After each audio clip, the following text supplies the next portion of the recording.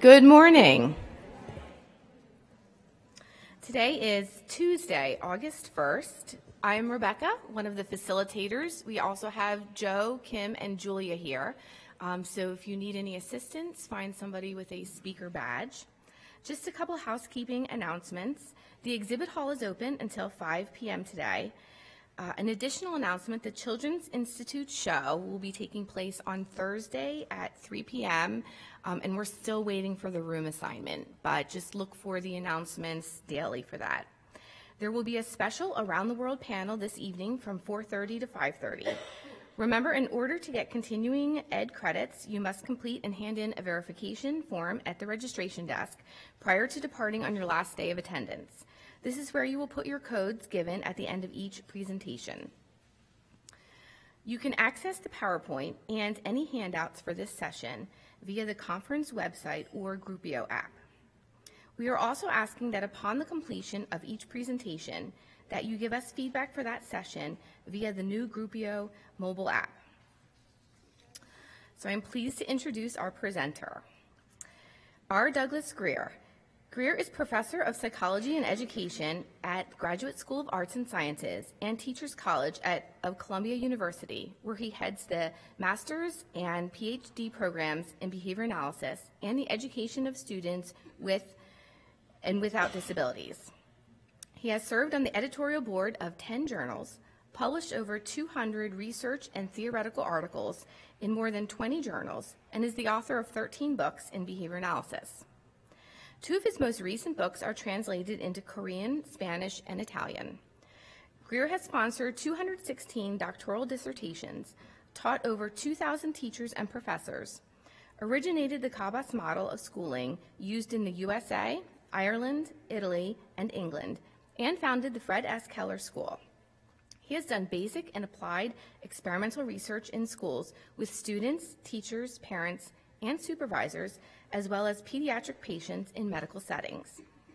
He and his colleagues have identified verbal behavior and social developmental cusps and protocols to establish them when they are missing in children.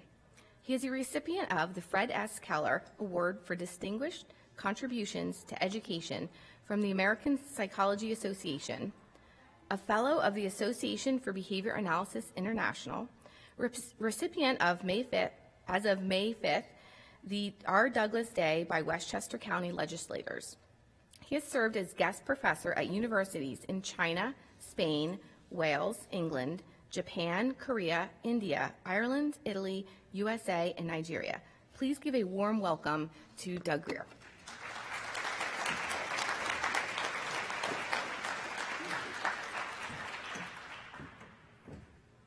Good morning. Always happy when people come up closer, but I don't think I'll be able to talk you guys into doing that yet. If I have to move, I just got to move over here, guys. Can you hear me? No.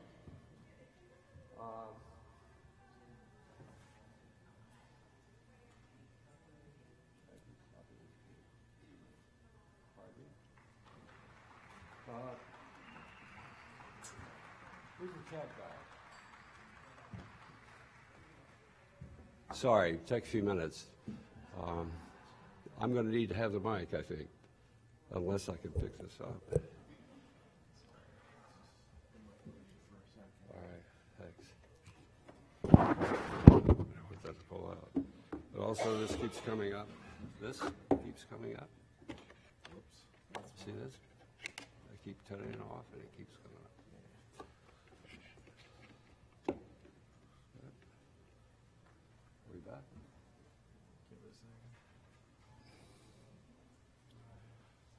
Okay, good morning. Let's try this again. What I'm going to talk about is really based on the research in our laboratory and in our KABAS schools, which are schools connected both with the university and also schools that are independent of the university. And it represents about 35, 40 years of research in verbal behavior and what we call verbal behavior development, which is how kids come to learn to do things and learn in different ways as a function of kinds of experiences they had. But what we sort of come to a conclusion after many years of working with kids of all kinds of general ed kids, kids with autism, and just kids, what we've come to learn about how they come to be able to learn to speak and listen, and how they become truly verbal. And what's really interesting about that is that it has to do with social reinforcers. So the title of my talk is called How Building Social Reinforcers Are Key to Children's Social and Educational Prognosis. Now, there are why is this not moving?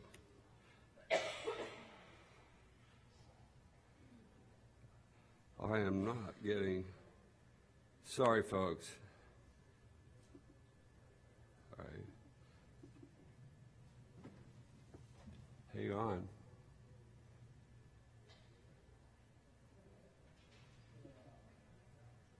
Okay. Thank you. So, science of human learning involves several large components. The components of applied behavior analysis, and those components involve using the principles and tactics of behavior analysis to manage performance, to deal with things that people already know how to do, but to motivate them to do it, to get up on time, show to work, to get kids to raise their hands, follow rules in the classroom, to manage behavior so that kids behave appropriately or adults behave appropriately. And those applications of behavior analysis apply not only to children, but they apply to staff. They apply to all of us. And they involve the elementary principles of behavior, both what we call respondent and operant. The principles of a concept of a science of learning is an extension of that.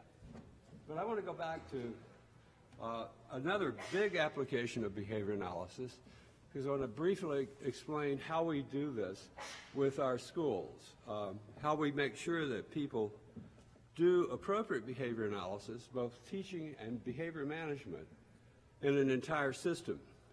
That's going to become important because I want to separate what we know now from what we've learned in the past. So first of all, in a good systems approach to teaching any organization will involve deciding on what's really important, what's going to drive the system.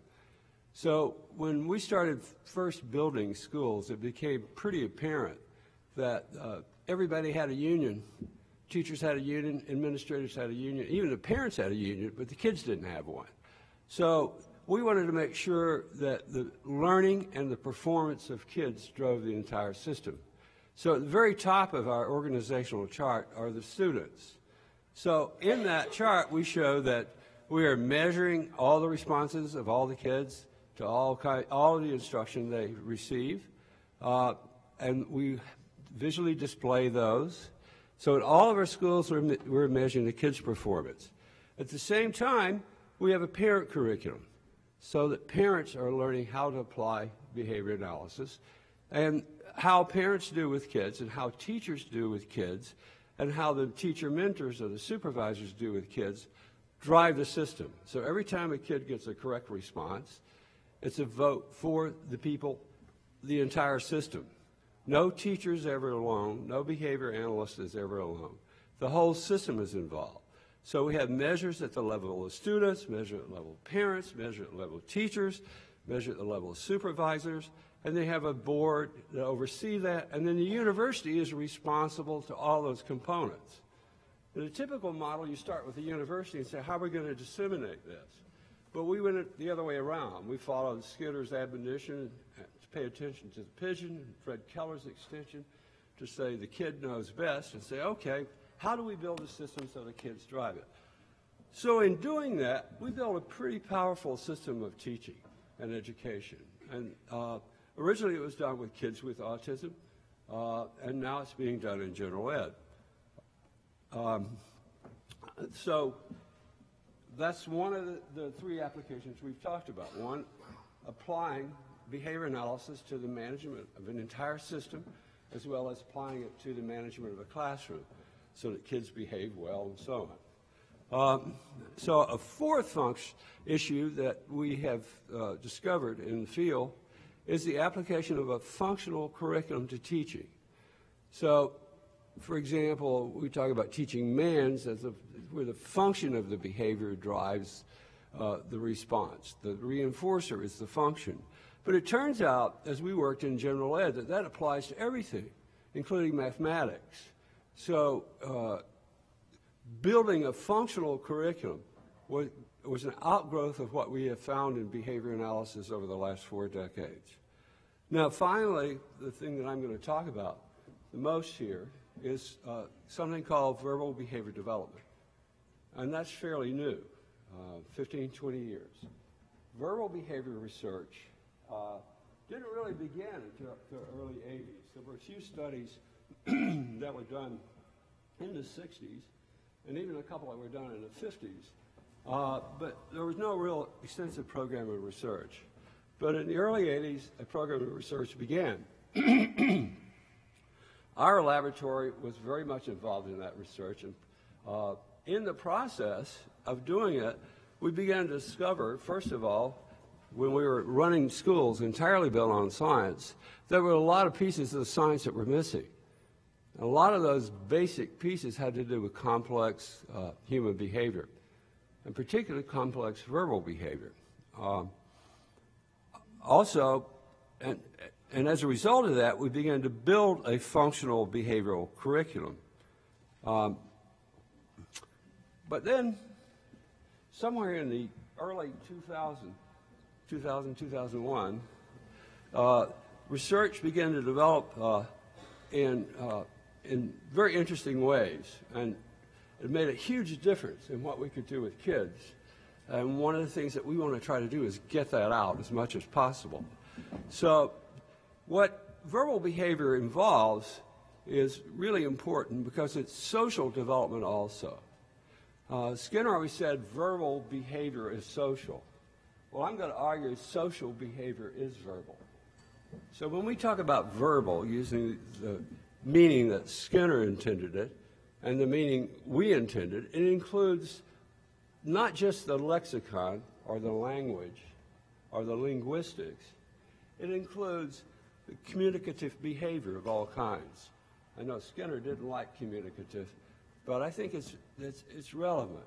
So we can communicate effectively when we change the behavior of the person we're trying to affect, right? Effective communication involves you sell somebody on something, you convince them. That's effective. So we'll call that effective verbal behavior. And verbal is social, not only vocal, and it's social in ways that are non-lexical, like a smirk, or a smile, or a wave, or a conversation, or a roll of your eyes. And those are really important kinds of communicative behavior. In fact, some psychologists talk about it as emotional intelligence and so on. So verbal is social, not vocal only, not print only, it's social. And when verbal behavior is effective, it is social behavior. And social behavior is a problem that a lot of kids with autism have. So what's really interesting about what we found is I think the explanations for how we become verbal also are closely tied to how we become social. So I'm going to say it again. Verbal behavior is social, and social is verbal. So I'm going to talk about 2 eras in behavior analysis. Once upon a time, before relational responding and verbal behavior development theory and stimulus equivalence and a lot of research, what we knew was huge. But after relational responding and after what we really understand more about verbal behavior, that changed the picture very much. So what we found, and we're often wrong, but I think this is pretty reliable, verbal behavior development determines what we can teach. So if you end up trying to teach a kid something over and over and over, and you're doing the best possible procedures you've known, you've been taught, and they don't get it, part, if not all of the explanation, is tied to that child's verbal behavior development status. And it determines how we can teach. Because certain kinds of instruction, certain kinds of learning requires direct instruction, and certain kinds require incidental learning. And a lot of that incidental learning is very, very social. And if you have those social pieces, you got to get that. And I'm going to explain that. It determines who and what is in the child's environment. I think one of the things that is really important to understand if you work with children, or anybody really, is that that child is in the same physical environment that you are in, but he ain't in your environment. And you're not in his environment. And the guy next door that's teaching with you or working with you or doing therapy has a different environment too. Environment is about stimulus control. And each of us have different kinds of stimulus control. Probably the least important is the antecedent stimulus control. The consequent stimulus control is huge. So that determines whether objects or people control what people look at. The observing response, which we often don't think about as an operant response, comes first. What we see is what we hear, what we smell, what we touch. Often talk about how do we choose to do those things. Well, our histories choose those things for us. So that the kid that's going to come in and is immediately riveted by an object on the table and totally under control of that stimulus, that's his environment, right? It's not your face. Please use the microphone. Pardon. Okay. Not your face, but the object. So what attracts that child's attention is the thing that we would say, oh, they really like it. They're into this. Some people say they're obsessed with it. I love it. I think obsession is a wonderful thing because you can build on it. I remember in Ireland, I had a little kid in Drogheda, Ireland, who he was about 7 years old, and he knew every car in the world.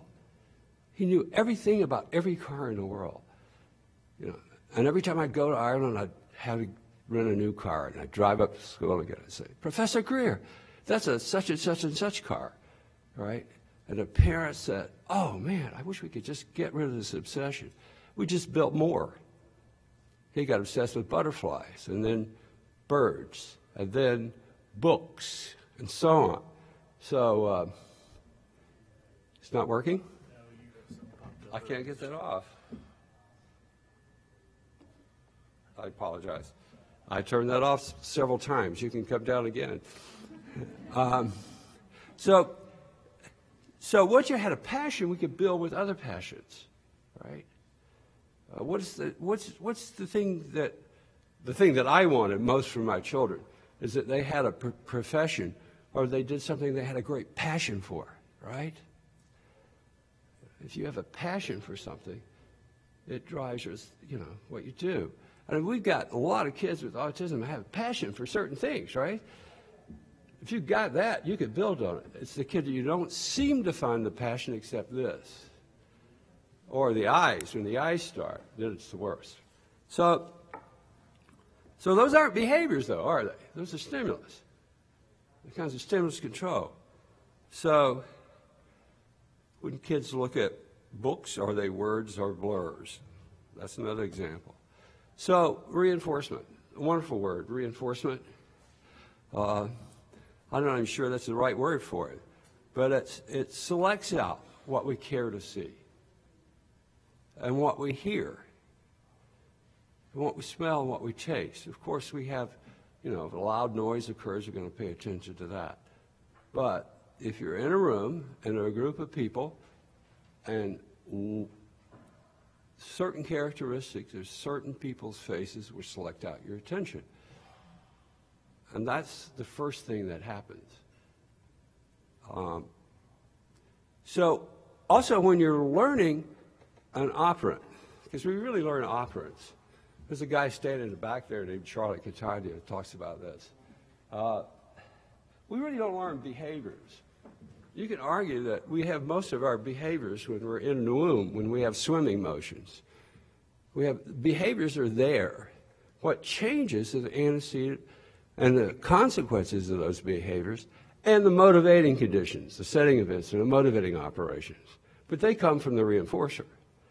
That's what changes. So you can't look at the behavior in isolation and determine what it actually is. If you saw just the motion of swinging, independent of a rug or a baseball, you wouldn't know whether someone was beating a rug or swinging a baseball.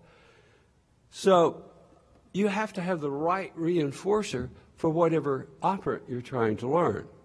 And this has to do with our community of learned reinforcers.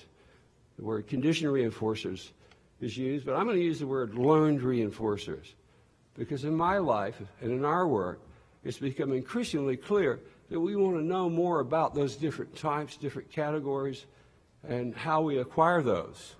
I think the reinforcers determine what we observe. They keep us in or out of trouble. And if we could build reinforcers, we can do a lot of stuff. So we know that fixing bad behavior is a function of the child or the student's environment. People do, quote, functional analysis, unquote, of bad behavior. And sure enough, it's always there's a reinforcer for that behavior. There are two ways to fix the problem.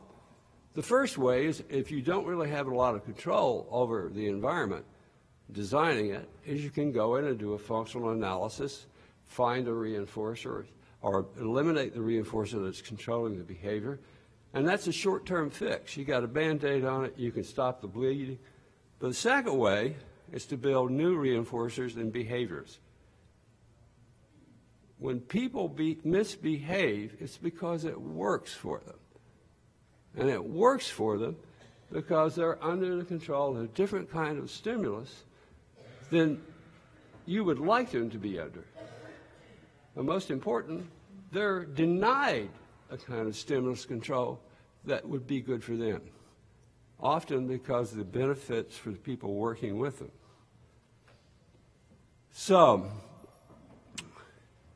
if you're not teaching new operants and you don't have that option, you have to work with students' existing reinforcers where prosthetic reinforcers lead to the wrong operant. Now, what's a prosthetic reinforcer?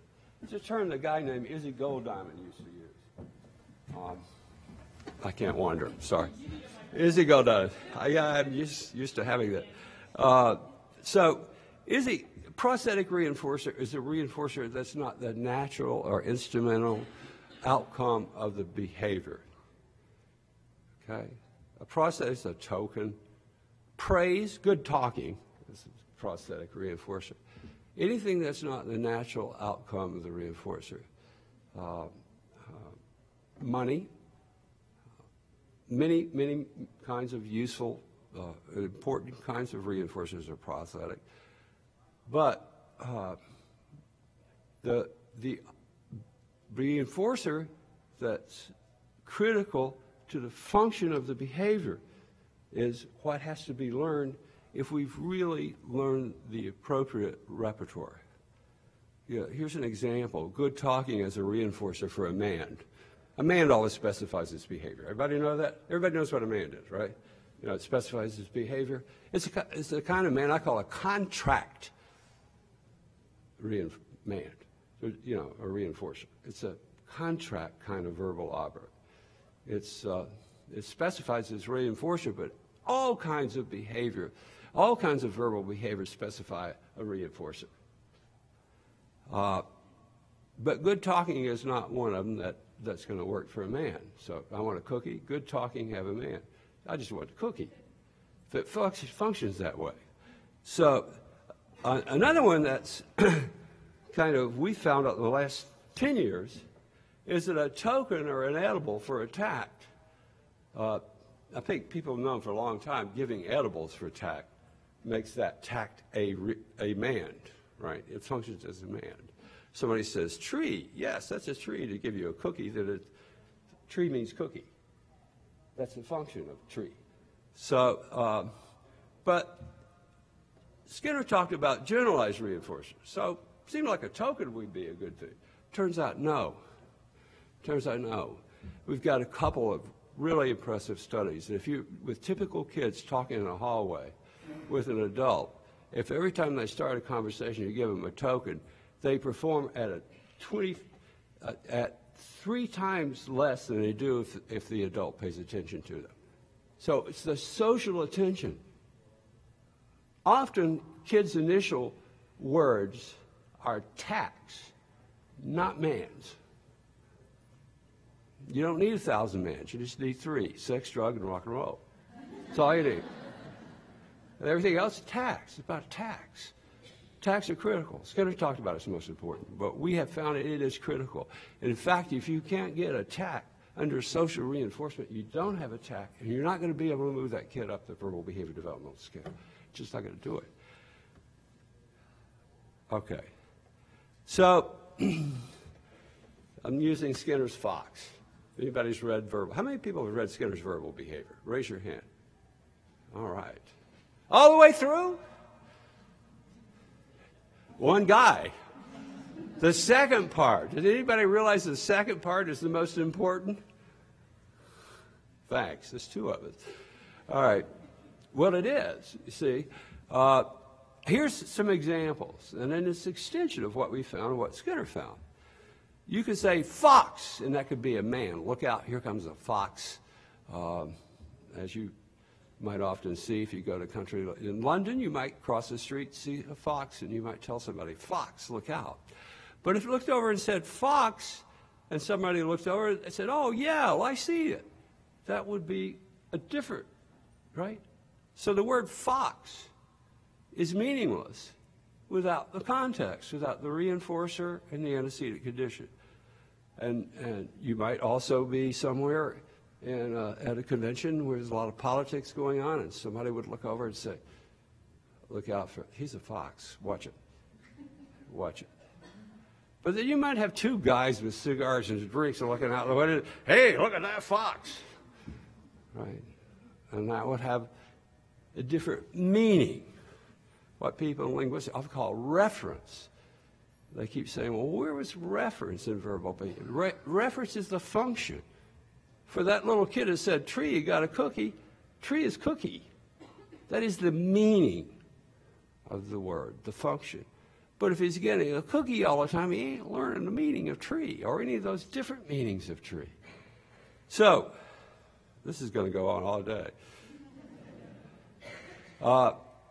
So, what determines, here's another one. This is an interverbal. Fox, locks, box. I'm practicing my English. Fox, locks, box. Or fox, box, as we would say. That's an interverbal controlled by prior stimulus.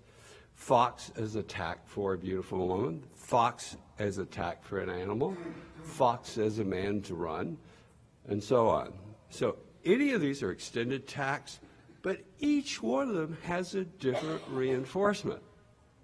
So the function specifies the reinforcement is the function. Okay?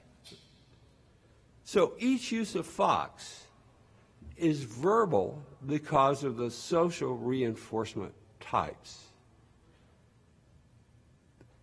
All right. They are verbal because of the social reinforcement. Each one of those has a social reinforcement content. You can't do verbal behavior without at least 2 people, unless someone's speaker is on listener. That's very important too. we often measure a lot of our verbal behavior involves interaction between people. So verbal behavior is social. Critical measure of verbal behavior is counts of interactions between people. It can't be verbal unless there are two or more. And I'm going to talk about it. The exception is when the speaker is own listener within one's own skin. And little kids before about 5 or 6 will often do self-talk fantasy play. When I talk about self-talk fantasy play, you're familiar with the term? When children play and say, oh, I'm going to do this, and horsey go here, and then they're role-playing both the listener and the speaker component. They'll say, oh, horsey, go to the barn, and they'll put the horsey in the barn.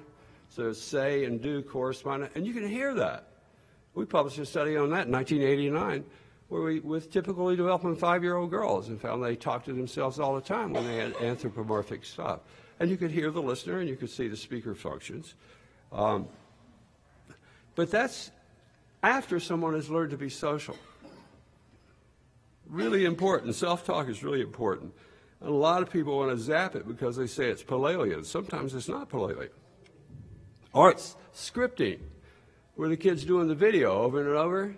But that's a self-talk fantasy. That's the beginning of how we learn to think. When we talk to ourselves, when we function as speaker and listener. But it starts out as social. It starts out as social because the species required verbal behavior in order to survive. We had those great big animals, those huge animals, and a collective group of people needed to work together in order to survive, right? In order to survive, they had to signal to each other to collaborate. So the reinforcement of collaboration is a key development in the evolution of our species, and it's a key component of the verbal behavior development of a child.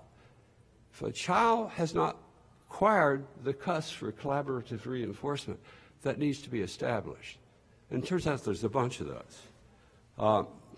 So linguists always say, what's the meaning of the word? When you look at the dictionary, there'd be 5,000 definitions for fox. There are quite a few if you look at the OED. A lot of definitions for a fox. But the real meaning of fox is how it's used in that particular social connotation with the people involved in that. It means whatever happens when these events occur, these episodes occur. Okay, I see a lot of questions, maybe. So each use of the fox is determined by the different kinds of reinforcement for those kinds of, for those particular functions. All right, now we learn also, we learn from social environmental contact. See, hear, smell, taste, touch, those of us who have all those senses. And we learn beginning in the uterus. And we learn to the grave.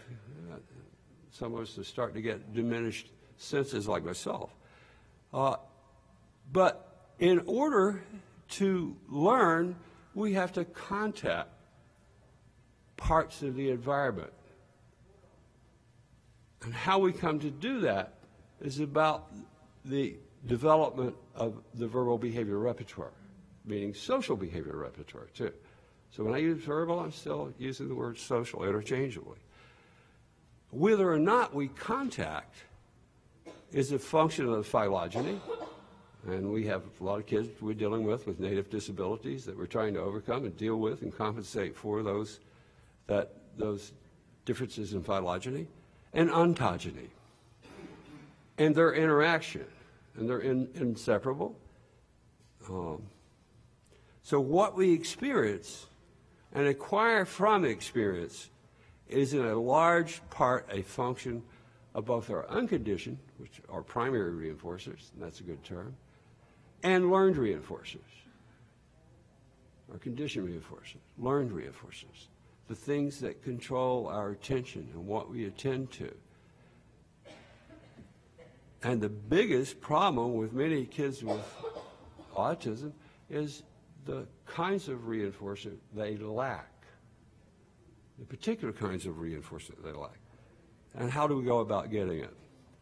So the different verbal behavior functions equal different types of social and sometimes socially learned reinforcers. So some of those, all of those verbal operants have social or don't have social, in which case they're not truly verbal. And many of those are socially learned, meaning from each other, from watching each other, from listening to each other. Coming to do that is a verbal behavior developmental cusp. So the difference is you can increase the emission of saying fox by any learned or primary reinforcer. You can take any prosthetic reinforcer and get people to increase the use of fox. In fact, you can sit at a therapy session and nod your head every time somebody says, I'm unhappy, and they'll increase the words unhappy, right? But that's not the natural reinforcer for the function for unhappy. But you cannot learn or teach the different verbal functions of fox with any reinforcer. So it came to us after years of research and working with kids, and not just with getting kids to talk, or more importantly, to listen, but to read and to write effectively for mathematics or science, that the reinforcement function is key.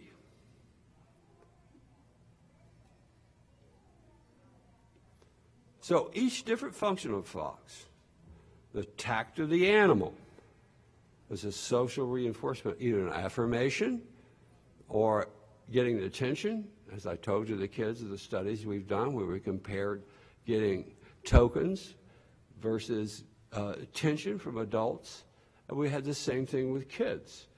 And we've had several studies where we established that social reinforcement.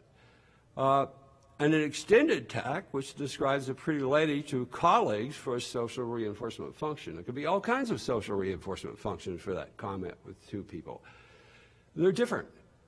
And the fox for help, as in a man. So how do we teach the meaning of fox? Here's an example for what's wrong with vocabulary instruction. We don't do that with our gen ed. You teach people a definition, or you teach to use the word to get somebody to do something. In the second case, you teach the function. In the first case, you teach an interverbal, which may or may not lead to the function. So if you look up for the definition of a word in a dictionary, you still don't know how to use it. So a kid is learning vocabulary, and the teacher says, oh, they never use it in their writing. We need to teach them to generalize, whatever that is. What they haven't learned is the relevant function of the use of the word. So when we teach our kids vocabulary in our general ed classrooms, we teach it so they have to use the word to affect the behavior of a reader or be affected as a reader by that word. Under those conditions, they learn the meaning of the word. Got it? Just like in the kid demanding for the cookie, this applies all the way up to, advanced mathematics and physics. Learning the function, because the meaning is not in the interverbal. Okay, so we may try to make it so. We work very hard to do that in our science. So meaning of the word is an interverbal, dictionary or lexicon. It's words, a word defined by words. It's not social, except under pedagogical conditions, and that's under a contract. So in order to make it effective, you have to lodge the usage of that word so that it acquires the relevant reinforcement functions to affect another person. Now this goes all the way from getting kids to get their mother's glance early on to very powerful and complex relations. So function equal usage equals social. So what determines the functions of Fox? Tell me. What determines the function of Fox? Anybody? Reinforcement? What determines the function of Fox? Reinforcement. Thank you. Somebody had their coffee. All right, good. So, the type of learned reinforcer, the type of learned social reinforcer is really key. It's a key piece of what we need to teach. So if we're teaching a behavior under the wrong reinforcement conditions, we're getting the wrong operant. So when we teach the wrong operant, we're getting not what we wanted. And the kid's not getting the benefit.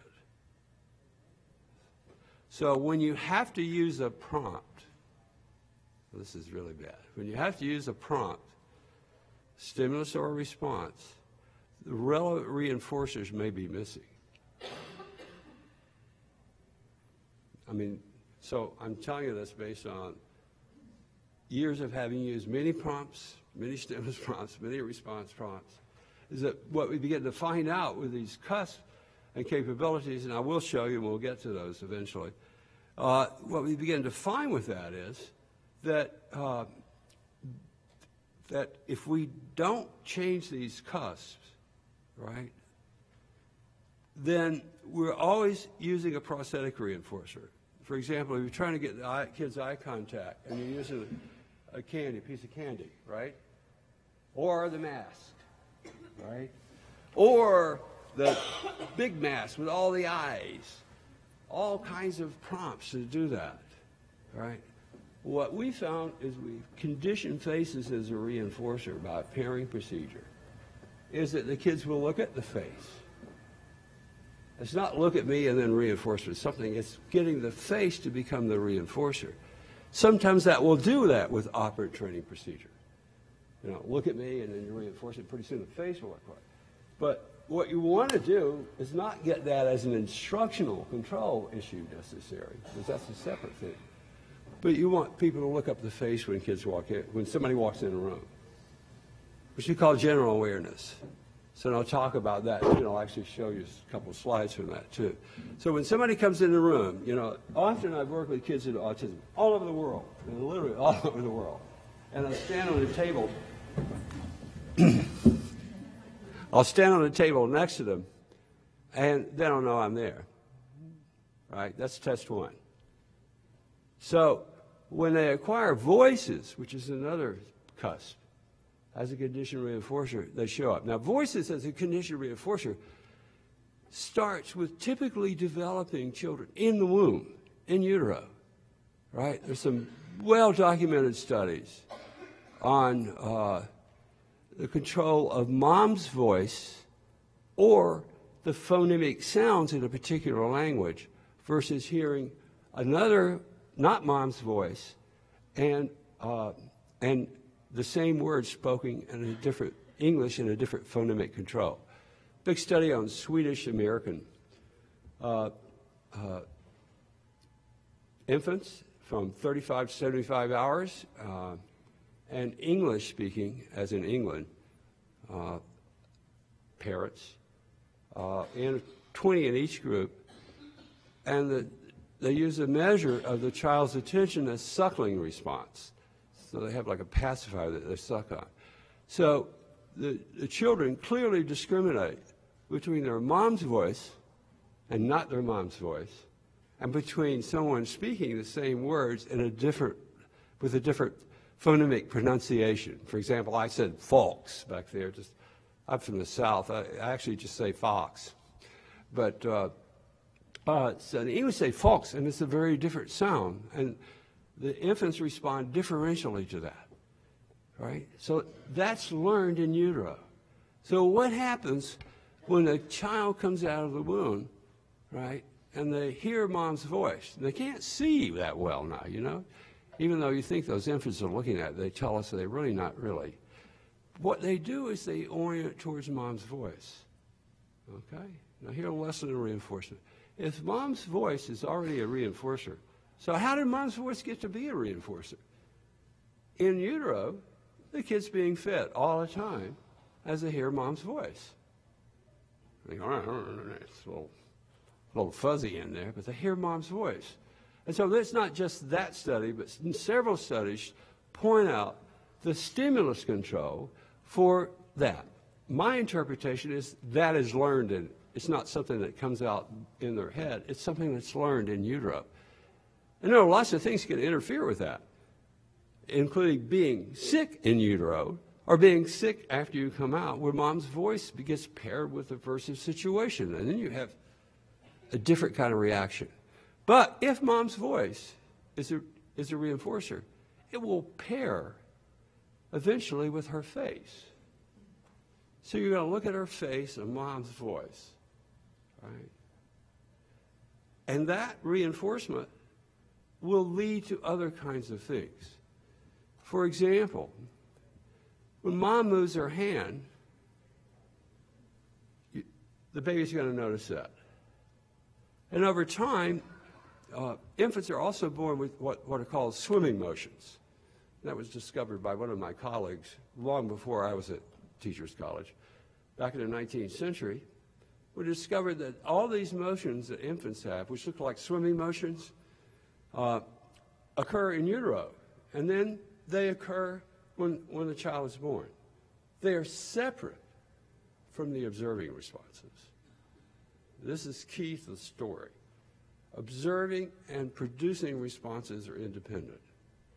Listening and speaking are independent. They ain't receptive and expressive for the same thing. They're independent kinds of repertoires, independent behaviors, observing responses and producing responses. The clearest you can see that is when infants start to look at these little things that swing in their cribs, and you'll see them trying to reach for it, right? And when they come together, the observing and the producing response joins.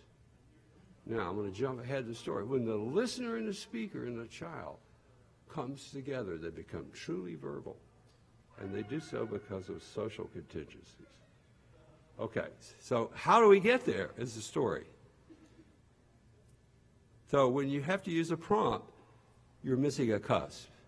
And so if you're back there with the eye contact and you're doing the candy to get the cusp, when you really want the face to become the reinforcer, the goal is to get the face as the reinforcer. Because once the face is the reinforcer and the voice is the reinforcer, then eventually they can learn that phonemic stimulus, different phonemic sounds equal different functions. Joe is a different sound and goes with a different person than Mary. Because they're attending to the voice. They're not attending to the voice. And that's what we call basic listener literacy. That's an cusp. If the kids don't get that early on, you have to go back and really dig it out. If you don't get that, everything else you're going to be doing is the wrong operant, or can be. Sometimes they're successful and it gets conditioned up. If we don't change the reinforcer, it's going to be the wrong reinforcer. If the child does not have the right reinforcer for the verbal function, she admits, in this case this is she emits the behavior under the wrong reinforcer, and the operant is not verbal, meaning it doesn't have the particular function to affect the listener at a given point. So, what we want to do is be able to determine how to build, what these cusps are, and if they're missing, how to establish those cusps, because once we do, then we're able to teach things without using huge amounts of stimulus and response prompts.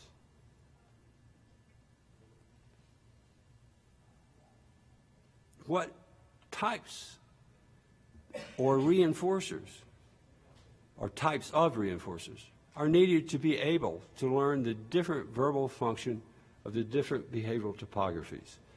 If they are missing, how can we establish these new reinforcers? The types of reinforcers and each child community of reinforcers determines each student's or child's level of verbal behavior development.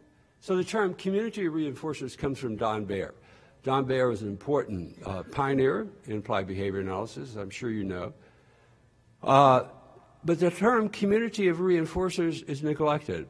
One of the curriculums that we've designed that we use in our school is called PERC, CPERC, which means Preschool Inventory of Repertoires for Kindergarten.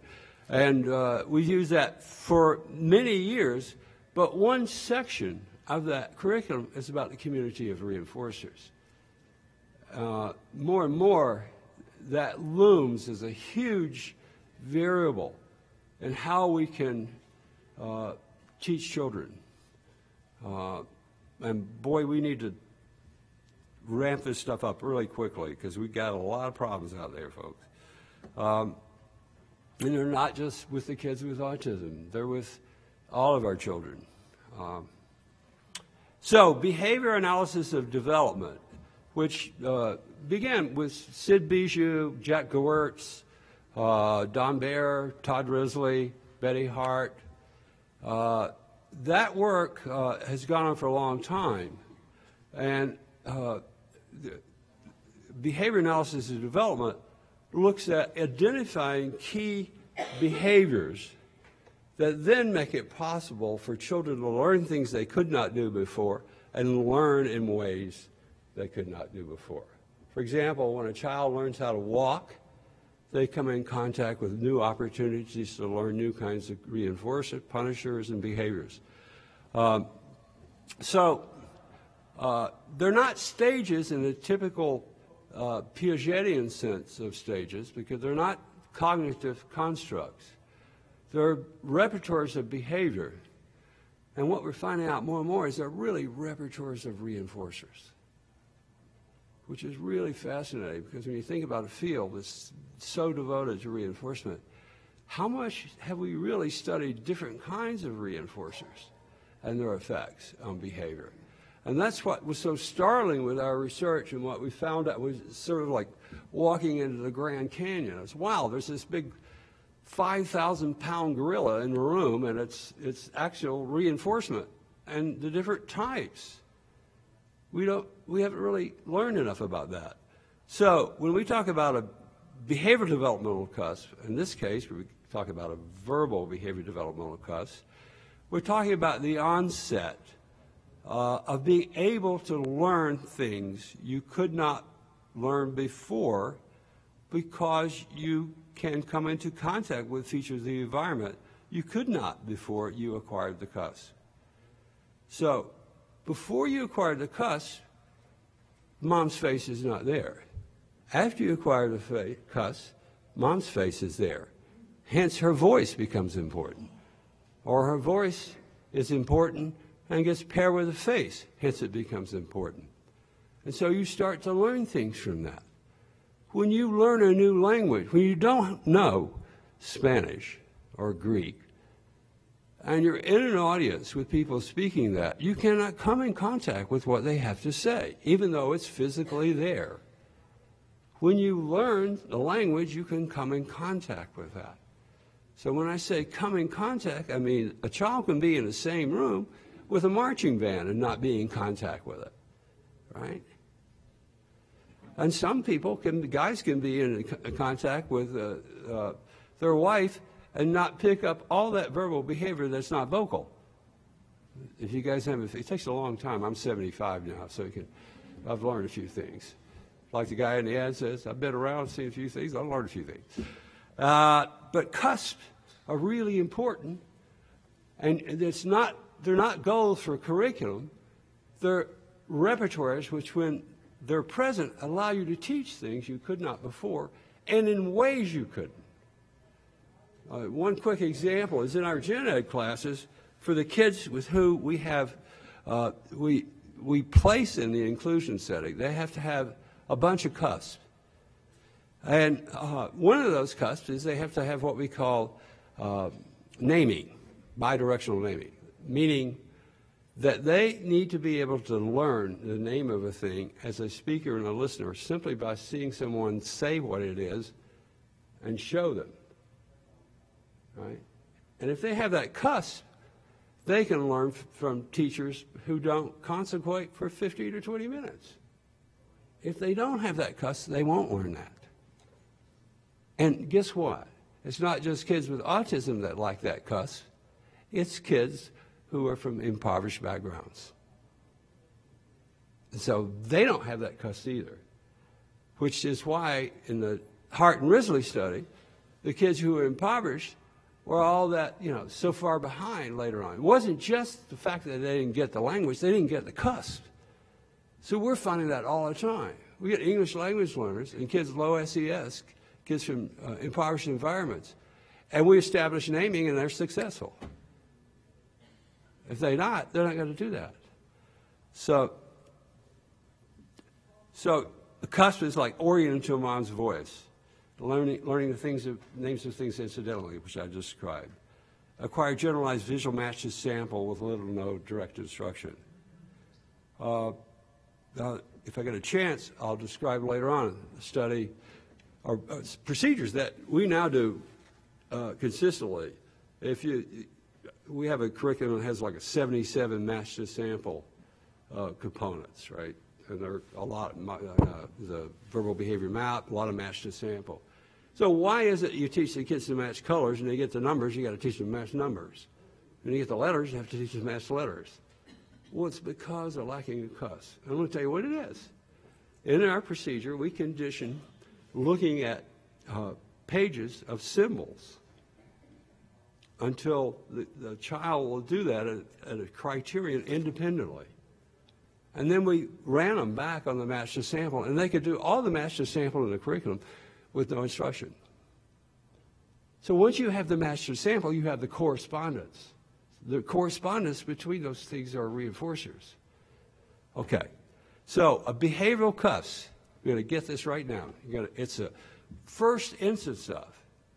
So when you have a man as a behavioral cusp, it's when that you have at least two different spoken sounds the kid uses for two different kinds of reinforcing consequences.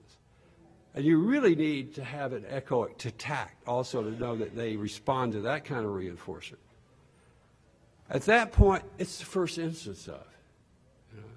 We have a study where we had a 9-year-old kid who'd never spoken before. And one of the procedures to get kids to talk, that's, if they're not learning from the typical echoic procedure or whatever you're using, is what we call a rapid motor procedure. It's actually been published in a pamphlet formed by the Yale Institute for Autism.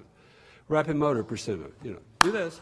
So you got the kid, you've taught them to do some small repertoire of imitation. And you got their favorite item. In our case, it was Coke. In other words, a popcorn. And the kid is under deprivation of this item, and you're really trying. You do this, and they do that. You do this, they do that. You do this, they do that. You do that, and you hold up the Coke. Coke. The kid said Coke for the first time. Is that RMIA? Pardon? RMIA? Yes. Yeah. That Well, that was a procedure. It was Iona Siori, one of my doctoral students. We published that paper in a couple. But that's an instance. It's a behavioral momentum procedure, it looks like, too. But it goes across different repertoires in a strange way. But the production of that sound scared everybody in the room. That's what I mean by the onset of a cuss. It's like, oh, that's what that means. Oh, that's what it works. So that's the cuss. Once you have that cuss, then you can build many mans. As long as you can get the relevant reinforcement, you can build all kinds of mans on top of that. But if you don't get that cuss, and you're trying to use other kinds of responses as evidence of man, you're getting the wrong repertoire. All right? And I did that for years before we said, it's the onset of. It's the first time. It's an epiphany. That's when it's in a cuss. And once you have that cuss, then you can teach kids all kinds of things. But if you don't get that cuss, you're always trying to do something else. So here's a different way of thinking about it. This is how I've come to think differently about the way I look at how to teach kids and how to get them to be able to do things we could not do before, is that You're pre-verbal until the speaker and the listener join. But those pre-verbal foundations are really important. So if we look at that, this diagram up there, if you look at the top, let's see, can you see my arrow there? Can you see that? Okay. Conditioned reinforcement of attending to adult voices. Now, whoever thought about that? Conditioned reinforcement of attending to adult voices. Well, what's the biggest component of this array? If you go down from the large circle to the next one, to the thing in the center, the most important is the reinforcer. Okay, if you have that reinforcer, A and T is back again. If you have that reinforcer, the cusp for this would be figuring out how to turn that thing off. The condition reinforcer here, and then we have the behavior, orient to the voice of mom, right? Orient to the voice of mom. But kids can turn their heads when they come out of the womb. So it's not the behavior that's important. They already had the behavior. In fact, you can get them on a pill. I've done this as infants, and you can have a screen up there that changes color if they turn their head to the left, and they'll turn their head to the left as opposed to the right. They'll turn their head, but that's the wrong reinforcer. The big deal is mom's voice. I'm turning to mom's voice or her face. Now, what's the motivating operation? Like, once you have that reinforcer and mom isn't around for a period of time, you're going to seek her attention. And one way to do that is to make a lot of noise. And then you learn your voice could get you to do something. So what is really important is that if you miss that reinforcer, and you're trying to use another reinforcer to get that behavior, right? You can do all kinds of things. You can have schedules of reinforcement of that prosthetic. You can show how you can get it on a VR60, and that kid will orient like that for cookies, but it's the wrong reinforcer. Okay, then over to the left. Let's go around counterclockwise. Conditioned reinforcement between seeing and doing. Now that sounds strange, doesn't it? Conditioned reinforcement between seeing and doing. That's called generalized imitation. When you do imitation because the reinforcement is the correspondence, then it's generalized imitation. So a series of studies early on said you can teach generalized imitation. Sherman and Baer. Turned out, though, as Urjevec and Horn found out, fine researchers in Wales, that if you actually use very complex kinds of movements, that you could teach one operant, but the kid couldn't do it. So if you had them do this, or this, or this, or this, and you had all these different that weren't typical, like, you know, when you did that, they couldn't teach these kids to do it. Which means if you don't have that cuss, and all kids eventually do get it, normal, typical kids, how is that the case? Well, it turns out that you really have to do it in a mirror. So we have a protocol for that. So if you want to teach kids, and why is it important? Because if you teach them that, then you can show them how to dress themselves so they can do half of it without having to be prompt or reinforced. You want something for older clients, a cuss that you might be able to do is generalized imitation. But in order for that to occur, you have to teach it in a mirror where you stand behind a kid or sit. With little kids, we had to sit. And you teach them, first of all, you probe them on these complex operants. And for all these cusps, I'll show you where you get some videos, and you can look at it and see how to do it. When you train different kinds of imitation, not the ones you're going to test, until the kid can do a new set of imitation without any errors, and you go back to the ones they couldn't do and they could do that. Then you can show them. So when you teach them, you start off your sessions by showing them what blue goes with blue, or you could show them whatever the thing is, and they can get 3 or 4 of those responses and get reinforced before they need a correction. Corrections are important. Okay, so once a conditioned reinforcement for seeing and doing is present, people will do that all the time. Simon Says is a perfectly good example. So the correspondence, so you see kids out in the playground, one kid does something, the other kid does it. Correspondence is the reinforcer. It's not an edible, you have to, once you have that, then you can teach kids in new ways that you could not before. So it's one of those pre-verbal foundational cusps, the only one that is a new learning capability. So there are cusps, and then there are cusps that are new learning capabilities.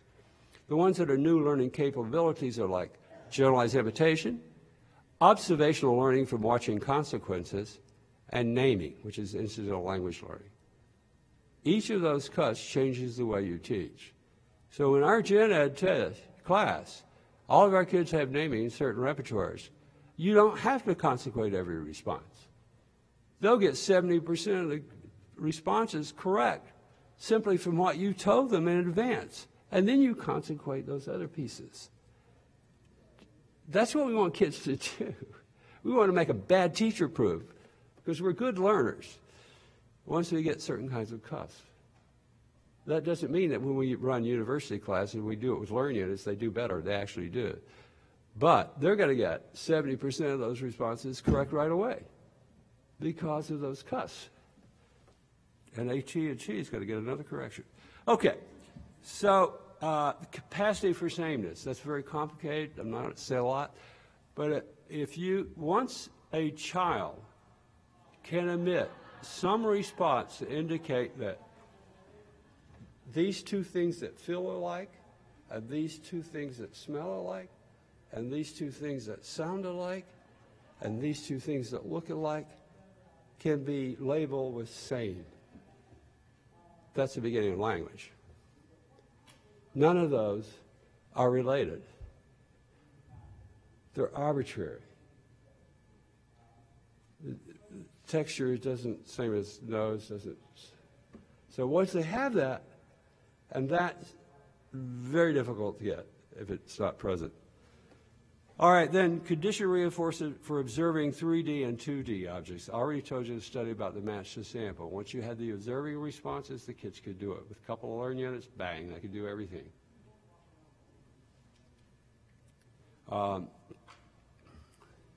Here's another view.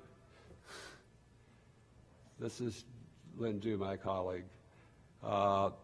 So again, the motivating conditions are derived from the acquisition of new reinforcers, most of which are social, which then allow the kids to learn things they could not before. And when they have 3 of these cusps that are new learning capabilities, they can learn in ways in contact with the basic principles that don't involve direct instruction. And that's what you want. Right? You want that kind of, it's not that the reinforcement of the principles of behavior, the reinforcement is implicit in the stimulus control, not controlled by an instructor. And that's what we want. We want kids to sit down and start looking at books because the story, the content controls, not because we're going to give them another reinforcer. But we have to do that at some point in order to build it. And more on that later. So observing. So, as I said before, observing responses are different than performing responses. Listening is independent of speaking, and when they come together in verbal behavior development, at a certain point where they acquire naming, say-do correspondence, and self-talk and fantasy play, speaker's own listener within the skin, then it becomes verbal. You can think, and you're conscious. All those pieces before that are important and critical, and many times you'll find pieces of those missing, or the kid who's a typically developing kid is having a reading problem. It's not dyslexia, it's because there's something back there that was missing. And sometimes you can go back and capture those. So most of what we talked about in the pre-verbal foundational are observing responses. Remember Skinner talked about, he wrote the book on the point of view of the speaker, right? That's what he says, and the listener is all the way through it.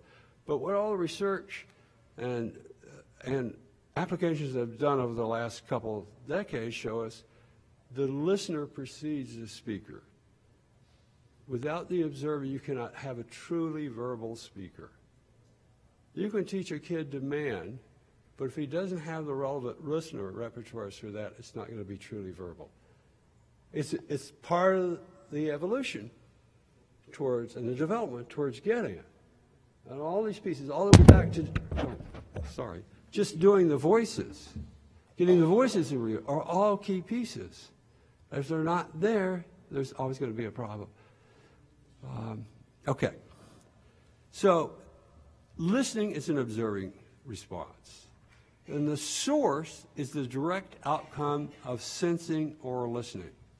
So the reinforcer for listening or observing is that you're able to come in contact with remote conditions without having to directly come in contact with them. Somebody can tell you it's raining outside and you get your umbrella. You don't have to do that. Somebody can tell you don't eat at Joe's China box because food's terrible, right? Those are important. Or you can watch later on another kid touch something and be shocked and not touch that by observing the consequences of the kid. So when we start talking about teaching kids to speak, we have to have that listener response before. We have another study started out with 40 kids with 400 stimuli that we probed them as a listener and a speaker, and these were kids with autism, developmental delays, 3 years old. And the response, they did not have naming as we tested. And all the responses they had as a listener and not as a speaker, we identified those responses for those kids out of those 400 stimuli. And then we established naming with the kids. And after that, 80 to 90% of those items they had as a speaker. But they could not do it before. So this is the cusp that's really a real phenomenon, really critical. We've done study after study on this now, and we're absolutely intrigued with it because we keep finding out all kinds of things that are really, really important. And you think about it, single-cell organisms started out as just producers. They're eating. They don't contact. And, you know, it's kind of like if they contact something and the food is there, they eat it.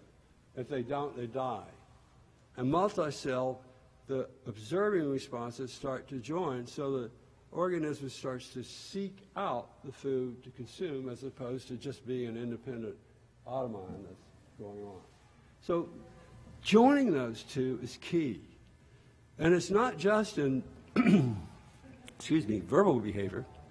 And Skinner mentioned this too. You can think verbally in language. You can think musically. And in music, you have to join the listener and speaker, a listener and a performer. If you don't do that, the person doesn't truly play musically. The same thing is true in art. Dance is an example where correspondence is a key condition reinforcement. And in dance is the only relation, see-do, advanced, elaborate, complex art based on that. That's imitation. Music is emulation because you can't see it, how it's happened. Just like speaking is not. The reason Skinner calls it echoic and not imitation is because you can't see it, right? Well, if you can't see something and then you have to try to reproduce that, it's called emulation. Emulation is very different. If I went, okay, you do that. Or if I go, perro, something that's inside that you can't see, you're going to have to do trial and error until you reproduce it. That's not imitation. That's why we don't do vocal imitation. We don't do, but we do echoics. That's why Skinner thinks it's very important, right? But making that step to emulate, to make sound is very important. Like there's a difference between parroting and echoing, right? How many people know the difference between parroting and echoing? You know what parroting is? When kids just go, mama, mama, mama has no function. It's often called babbling, or they'll say names. And the reason they do it, because saying it is reinforcing. Just like stereotypy is automatically reinforcing. That's reinforcing. We do that. Music's like that. How many of you have ever had a kid that could sing a whole song and couldn't speak? Yep. Different reinforcer. Fox, box, and locks. It's not the same as pass the bread. Different reinforcer. Controlling that. So, joining those two, joining that observing and producing a response under the right reinforcer is the name of the game. So I said before, parroting is not verbal, right? Mama, dad, dad, say it over and over. But once mama is emitted and mama occurs, and the child can reliably emit that behavior and see a change, then it acquires echo because it has a verbal function. Before that, it doesn't have a verbal function, right? It's like you sing a song, you know, the words are irrelevant. Oh, fake and I fee. Or, you know, people, as kids, you learn all sorts of things that are really strong. The one I like is really funny. It was an Irish comedian was telling a story about it. The first time he heard the Father and the Son and the Holy Ghost was at his uncle's funeral. He was 4 years old. It was raining in Ireland. It was really, you know, had a big grave, and his uncle, who he liked very much, and his father was crying and everything. And the priest said, "In the Father and the Son and in the Holy Ghost." The man went in the hole. He thought, in the hole he goes. So up until he got to be a teenager, he said the Father and the Son. The priest said, "What did you say? In the Holy Ghost?" No. All right. So that's a repertoire, right? That was learned. It was an interverbal repertoire, and we learned those things. So they have no verbal function. Lots of prayers and things, you know, sometimes when we say the Pledge of Allegiance or something, it's just a set of interverbals, not necessarily functioning verbal. So, but you have to get those sounds. You know, how do you get the kid to make the first sounds? And the important thing is how those sounds have an effect. And at that point, it becomes verbal. So, and that kind of verbal, the man is a distinction I want to make between a social contract reinforcer, right? The social contract reinforcer is, you can get that with Siri now. Where can I find cookies? You know, and you get a web page. So that's a social contract. It's very important. It's because how we collaborated as a species to save our species. We would not have survived, you know, as I said before, these huge beasts, and, you know, how do we, you know, we have to learn how to grow food, and in order to do that, we have to collaborate. And collaboration, being reinforced for collaboration, is different across different species. So as a speaker-producer, a tact becomes really important. So we talked about the listener pre-verbal, and then we talked about the early speaker. When the speaker starts to have meaning or function, it becomes verbal. Well, in that contract reinforcer, we're specifying, okay, you need to do this, and this, and this, and then I'll be happy, right? And that works for you. That's a command, right? It can be, you know, it can be the Declaration of Independence. It can be a lot of words, right? Or it can be a single sound, or it can be a single look that has a verbal effect. But then when we get to the tact, we find that it has to have the social reinforcement, meaning the attention to the other people has to be a reinforcer, meaning the affirmation of what that thing is in the room has to be the reinforcer. And that's a different kind of reinforcement. And if that reinforcement is not present, then we have to establish that, because we can't move on to the more important cusps like naming, say-do correspondence, and speakers on listener. We have to get the social reinforcement. Otherwise, we're stuck in that one place. like this AT&T. Okay, so in the interverbal, the fox, box, and locks, there's no tokens, no prosthetic reinforcer, just the next word. I'm getting a correspondence between the sound. I figured that out. Crossword puzzles are an example of certain kind of reinforcer that people have. Musical taste is an example. Who you hang out with is an example. Here's an interverbal too, a response to what is a fox. A fox is a mammal that has fur and blah, blah, blah, and that's an interverbal. But that's very different than someone being able to say, use fox in a way, in all of those ways, which is how, that's the verbal function. As we go through life, we begin to learn more and more things that relate in what some people like to call frames. You know. So they become related in the sense that when a child learns the word elephant, they go to circus, and they can't go to circus anymore, they're ending. But you go to a circus or you go to a zoo and they see an elephant for the first time, this giant mammal, and it makes a sound, and it has the smell of hay, and this kid is overjoyed. This is great. Or another kid cries because it's very frightening. Or another kid doesn't say anything, it's really frightened. So the word elephant, they hear, and they have naming. So from that incident, they go home and see an elephant on TV. Doesn't even look and say, "Mommy, elephant," right? And their mother say, "Oh, where's the elephant, Jimmy?" "Oh, the elephant's over here." From that one context, turns out there are different kinds of reinforcers they learn to make them do that. So from that moment, elephant has a relationship not only to the elephant, but that cartoon on TV. And then see another, you see a GOP represented. Oh, there's another elephant. But then the kid goes to school, and they learn how to read phonemically, right? And they learn, to sound out these words. And they find this word, elephant. And they say elephant. They see elephant. They might be even a little frightened if they were frightened, or they might laugh if they laugh. So elephant now belongs to all these different stimulus relations.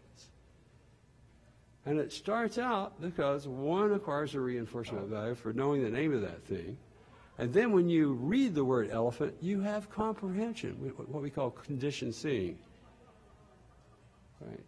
So those experiences make those things possible.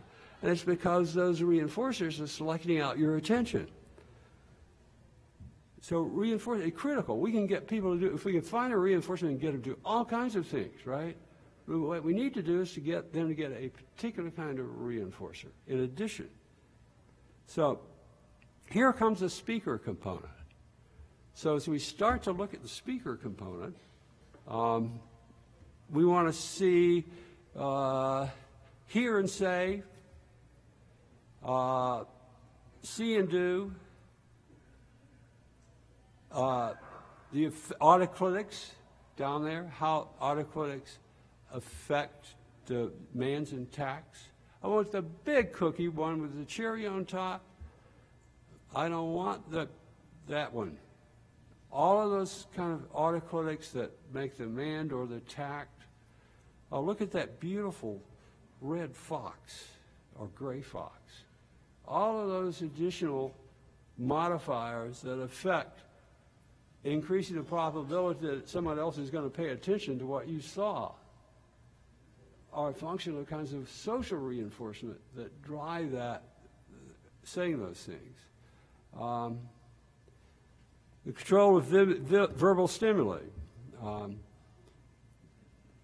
Conditional reinforcer for social attention.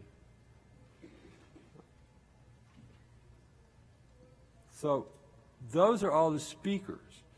So in this case, the voices reinforce attention, not escape, because sometimes yes. Phonemic sound control, which is basic listener literacy. You can hear and say. Mediating function or social function. vicarious experience where you watch other people receive reinforcement of attention or punishment, and that controls your behavior. And it allows you to predict what to do. It extends your senses so that you don't have to go experience the same kinds of things that you don't want to experience, and you can do the same kinds of things that you want to do from watching other people get the experience you want. So the listener then, first thing you have to do is conditional reinforcement, which gets paired with an unconditional reinforcer for responding as a listener and speaker. And that then allows listener literacy. So you hear somebody say something, you say those things, you see the conditions under which those words work, and you use them that way. You're in a foreign country, you don't know how to ask for coffee, you watch the guy in front of you say, "Café solo, por favor." And you go up and say, "Café solo, por favor." But the reinforcer changes that, and the motivating operations change that. So this is a good place to pause maybe, because we're going to come back and talk about the joining of the listener and speaker when it's truly verbal. Then I want to try to show you some videos of some protocols for how we go about doing this and how you can find out how to do this. Okay, take a 10-minute break. Okay, be back at 20F.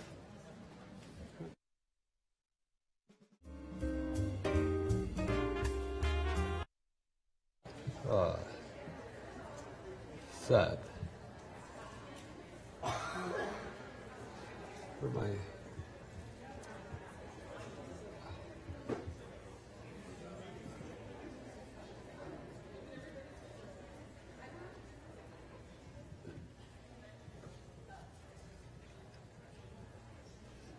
I lost it.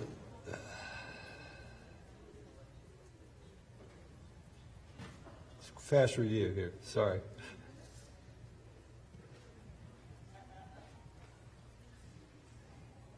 Okay. All right.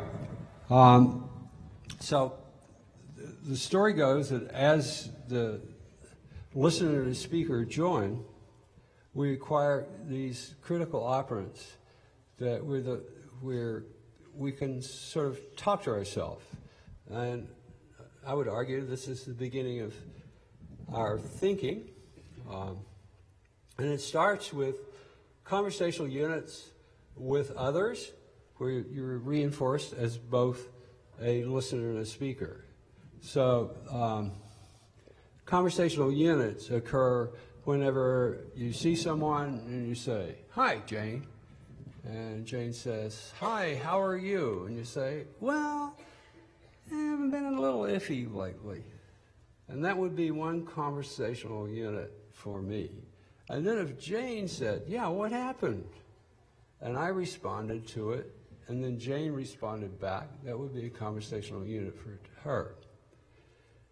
And those can be non-vocal, looks, gestures, and those units are a measure of social behavior. So one of the critical social variables that people are often interested in is, do kids want to talk to their adults? And then the next one is, do they want to talk to other kids? Well, a measure of that is something we call a conversational unit. So every time those exchange occurs, that's an incidence when that person was reinforced as both a speaker and a listener with another person.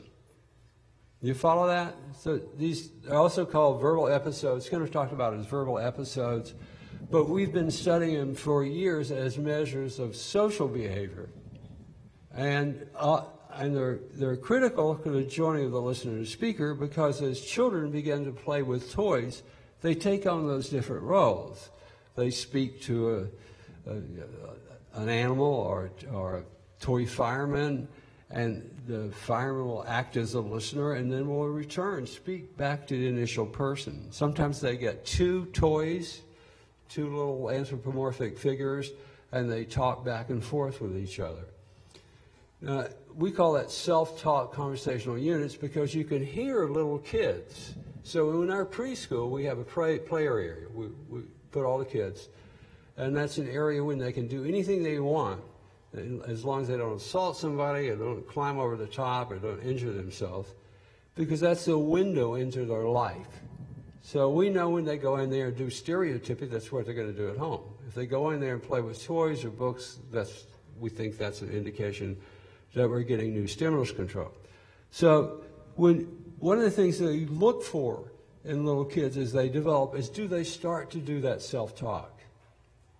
Because if they're starting to do that, then we know the speaker and the listener is beginning to join. So they're having conversational units with themselves about these, whatever game, whatever fantasy they're involved in. So that's an example of joining the speaker and the listener. And when they do say-do correspondence, and they say, oh, I'm going to do this, and they go do that, or they tell this little toy they're going to do something, and then the toy does it as a listener, see? Then we know there's a correspondence between listening and speaking. Don Baer discovered the say-do correspondence. Conversational units we discovered as an extension of Skinner's talk about verbal episodes. And so say-do correspondence, self-talk conversational units are key components of when the speaker and the listener join. And that's what we want to do, right? And here we see these three components up here. We see the self-talk conversational units, we see say-do correspondence, and a big one called naming. Now the naming is, it's a misnomer. Naming doesn't mean that I see something and tact it or I say the name of it. The way naming is used, initially a term introduced by Horn and Lowe, it really is closely related to what in cognitive psychology they call fast mapping. And the best way to talk about it is really incidental language learning. So children need, according to some estimates, and there are different estimates, between 56,000 and 88,000 words in order to be successful in elementary school, meaning through grade 5. 55, 56, and 88,000 words. Well, it's going to be pretty hard to directly teach that, wouldn't it? It's not possible. It's one of the reasons that Chomsky said, oh, I don't, how can you possibly, how can reinforcement be responsible for all this language that children learn? How is that possible? Well, we now know. And we know it's because of different learned reinforcers that the child has. But those three cusps, the naming cusp, the say-do correspondence, and self-talk conversational units, or self-talk fantasy play, those mean that the listener and the speaker are joined. If the listener and the speaker are joined, then all kinds of other potential benefits follow from that. That as you learn language incidentally, and then once you learn to read, as I explained to the elephant, then the print control joins what you see, and you start to get comprehension. If any of those are weak, any components of naming are weak, it's going to affect reading, it's going to affect math, it's going to affect all these other things that come along later. So, first of all, these cusps that we've identified, we identified them initially building on research that was going on in stimulus equivalence and building on the fact that we really learned these from kids with autism. They really taught us, because how are we going to get kids to want to talk to you? How are we going to get kids to be interested in these things on the page? How do we get kids to be interested in what we have to say? And so all those things, all those problems led us to try to develop procedures to establish these new reinforcers.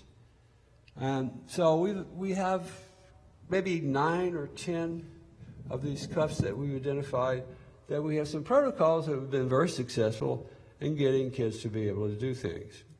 But they're not curricula. And the problem, the issue is, you don't want to use them as a sequence of things to teach. what you want to do is find out, first of all, if you're doing the best possible ways of instructing a kid, are they learning?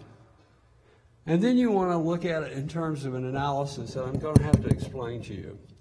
And bear with me a little bit, but it's really important. If you want to know about this, there's a book I wrote called Designing Teaching Strategy that describes the basic components of what we believe to be effective teaching. And it's important because the basic fundamental unit of instruction, based on what we know in operant psychology, is something we call the learn unit. And people often say, oh, you mean it's a discrete trial? Well, it could be a discrete trial, but it's many things.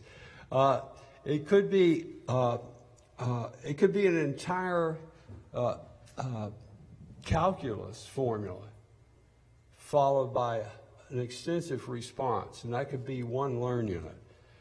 It's important to us because you have to have that in place before you can ask questions about what else is missing, which eventually will lead you to determine whether a kid is missing a cuss, and then whether you can do that, establish that cuss. So it's a little involved and it's complicated, and I'm sorry about that, but that's just the way it is right now. So bear with me. It's worth finding out about it. So I'm doing this based on 30, it's really like 40 years now, of working with kids and doing research in schools. There are at least 300 experiments on this stuff. So how do you use, and we call it verbal behavior developmental theory. Well, it is theory, but it's pretty empirically based. It's useful to you, not for the verbal behavior development story. For us, it is. What happened was we found out we could establish all these things with kids and begin to see that is what happens with typical kids, only they just acquire these things incidentally. And so, so when I sat down and start talking to people in developmental psychology, they go, yeah, but it's new for people in behavior analysis. All right, so the whole developmental theory this is how I think all of us develop. But the reason we found it is because we had kids who couldn't do it, and then we established these things, and all of a sudden they could do things, or we could teach them things that we could not before. But in order to do that, we have to eliminate some variables. And so what we call the directions for what constitutes the accurate way to use what we know about operants and behavior analysis to teach is something called the learn unit. And it comes from Skinner's programming instruction initially, which we call frames. It goes all the way back to that. It also comes from the research on active responding, which is an oxymoron. Of course, active responding is active responding. It comes from all the research on engaged time. It comes from the research from Charlie Greenwood and his associate, where they look at the number of opportunities the kid had. You must be familiar with opportunities, right, to respond? All right. Well, the most important part is there has to be a consequence. And so what we identified over years is to just take all this literature and say, what has to be in effect to say you are using best practices of teaching? And this we call a learn unit. It can be look at me, followed by a response, followed by a reinforcement, which would be a discrete trial, or it could be like our 5th grade teacher who puts an entire formula up and says, okay, Jim, walk us through each step of this and tell us how to do it. And the student tells that in each component would be a plus, would be a learn unit, potentially. And it involves providing a reinforcer for the kid, usually prosthetic, and then eventually the natural reinforcer. It also means when they get it correct, you simply give them a correction for it. You say, do, or show the correct response. Then you show them the antecedent stimulus again, and you have them do that response, and you do not reinforce that. You don't say no, you don't pitch them under the table like Evar used to do. You don't do any of those bad things. You don't say no, no, you don't do the no, no prompt. And this is in feedback research from the 50s and 60s in educational research. It's all over psychology. So all you do, tell them the correct response, get them to do the correct response. Unless it's a kid who can't stand to be corrected, and you have to do a whole bunch of other tactics. But that's the basic instruction. Kids who are typically developing kids will learn from that. Bang, bang, bang. In fact, if they have naming, they'll learn from two. You show them. We do now what we call model demonstration, instructional demonstration. We show them 2 examples of something, how to do a math problem, how to do whatever, and 70% of the responses will be correct right away, and we can reinforce it. Only a few need corrections. But the Learn Unit, then, if you are doing that, and we check that by doing what we call a teacher performance rate accuracy observation. That's a real observation, a real supervision measure. Learn Units predict how well kids learn, how fast they learn. The number of Learn Units predicts how much they learn. The number of Learn Units the teacher teaches has to do with their productivity.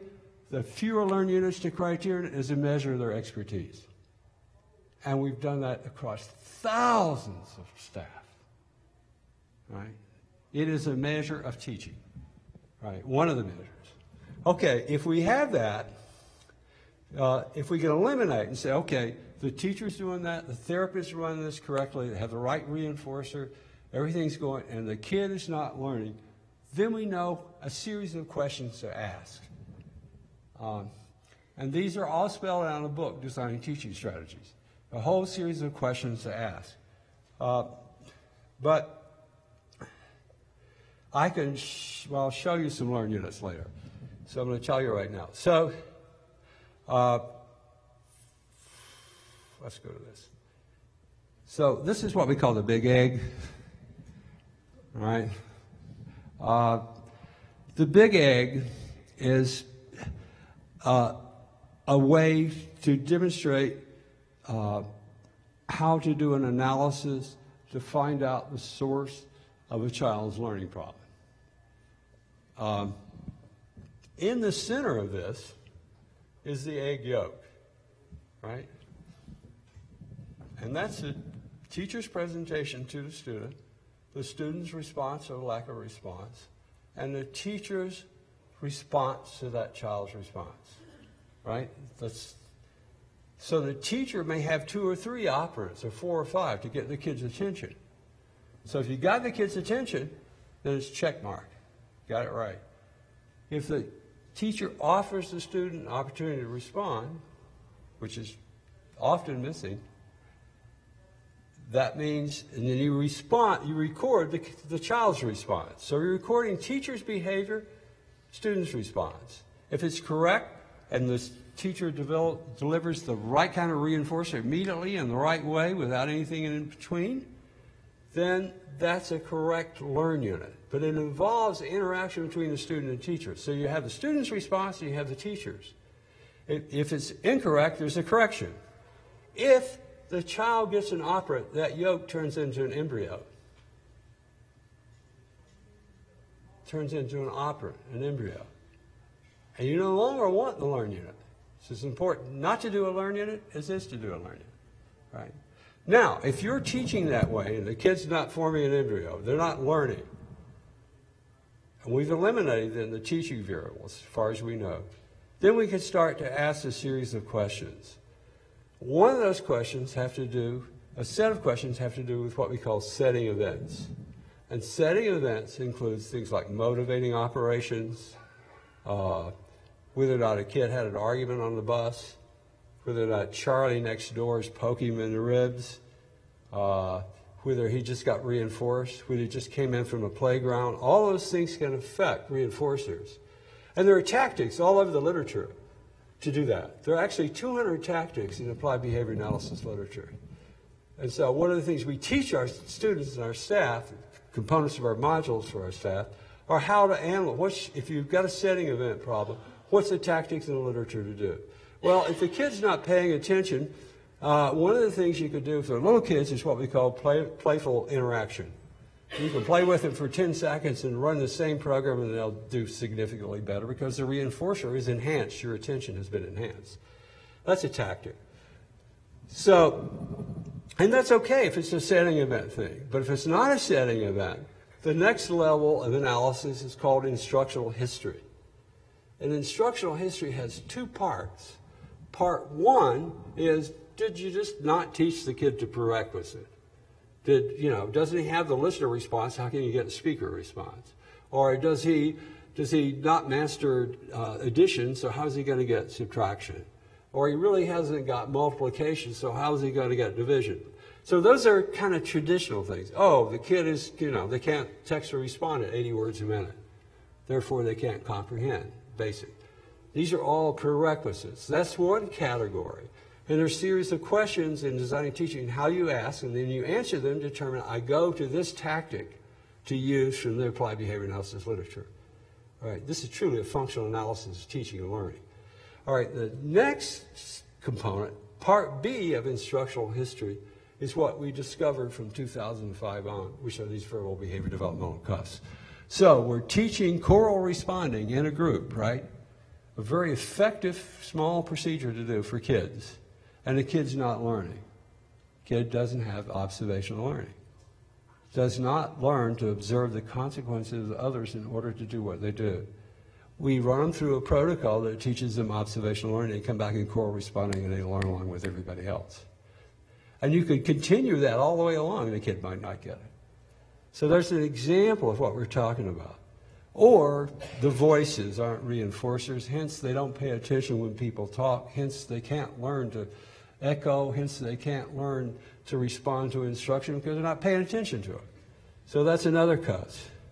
So outside of that, so that's the instructional history out here, the eggshell. Inside is the white, which is the setting events. And outside of that's the phylogeny. Right? So that gives us, that's a sequence that we go through in order to find out what cusp is missing. It's also a sequence that you can go through to make sure you don't have the Alps. You know the Alps in your graphs? Ever see those? Come back next week and it looks like that. We don't have those. And if it's not going somewhere, stop that instruction and go back and develop those protocols. And you're welcome to come see our schools. Come see it. You can look online and see where they are and come visit. Here's another example involving the teaching of the Spanish words frio and calda for a faucet.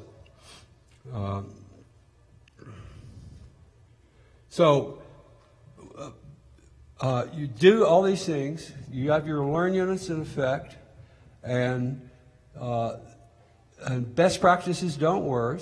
It's response boards, choral responding, tutoring. And these are all advanced things you're probably not thinking about. Rapid motor imitation. Whatever you're doing, and it's not working.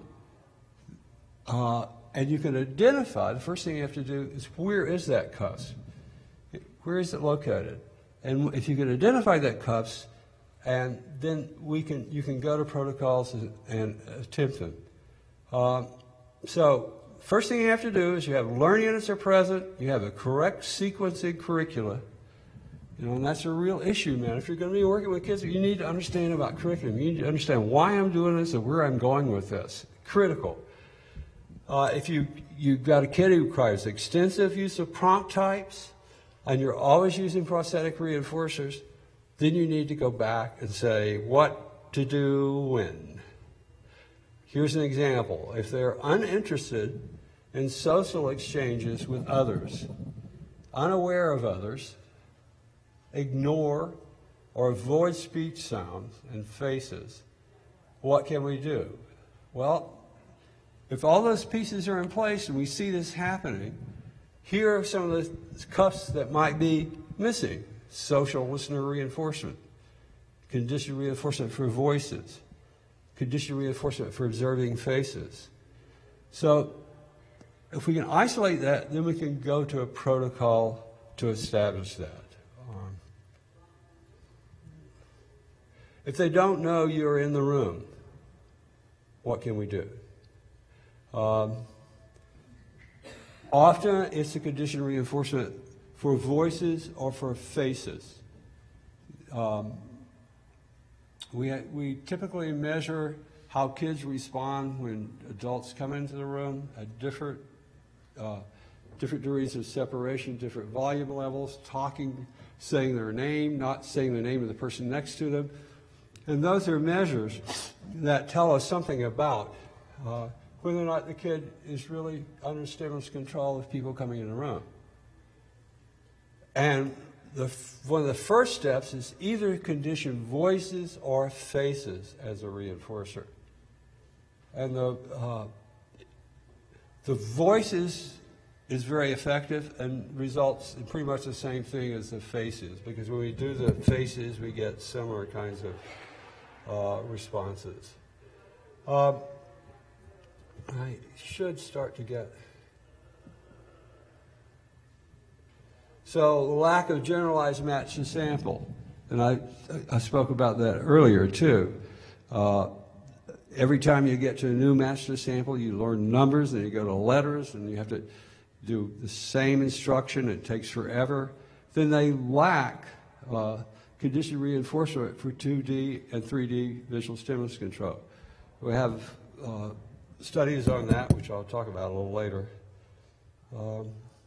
They lack social interaction with their peers, and it's not, this is clearly a cusp that's missing, and you can establish that with a protocol we call social listener reinforcement.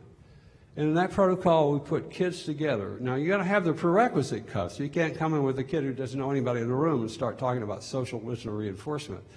But if you've got kids who will interact with you but don't interact with the kids, other kids, how many of you have that? Yep. Well, you shouldn't expect them to do kids before they do adults, because they know where the tokens are. They understand where the cookies are. So what you have to do is you have to establish the interaction with the other kids as a reinforcement. And the protocol that we discovered that would do that is a protocol we call social listener reinforcement. And in that procedure, and you can do it many different ways, but essentially we establish what we call a yoke contingency. Now, you probably heard of group contingencies, right? Everybody familiar with group contingencies? Well, this is a yoke contingency, and all group contingencies involve yoking, but the purpose of yoking these guys is to put them into a collaborative situation, not to use it as a reinforcer, although my students are always using this procedure as a reinforcer. You have a game board. With little kids, this works great. It works with middle school kids, too, but you got to have them competing. And you have a row, a set of steps. And at the top, you identify payoffs that the kids want, or reinforcers to back up, or winning. Just winning sometimes works. And you put the teacher on the other row. And you put the two kids in a collaboration. So initially, it can be just I spy. One kid has to spy something, the other kid has to figure it out. So when they do that together, they move up on the game board. When they don't, you move up on the game board. Now, if they get upset when you move up on the game board, and if they participated in the collaboration, they have collaboration as a reinforcer. That's cool. Or you can establish it by doing this game for a few times. If they don't, then they're missing prerequisites, cuss, and stop. Don't do that. But if they do that, there are a series of things going all the way up to kids tutoring, where when the kid tutors a kid, they get a correct response. Both of them get reinforced. They move up the game board.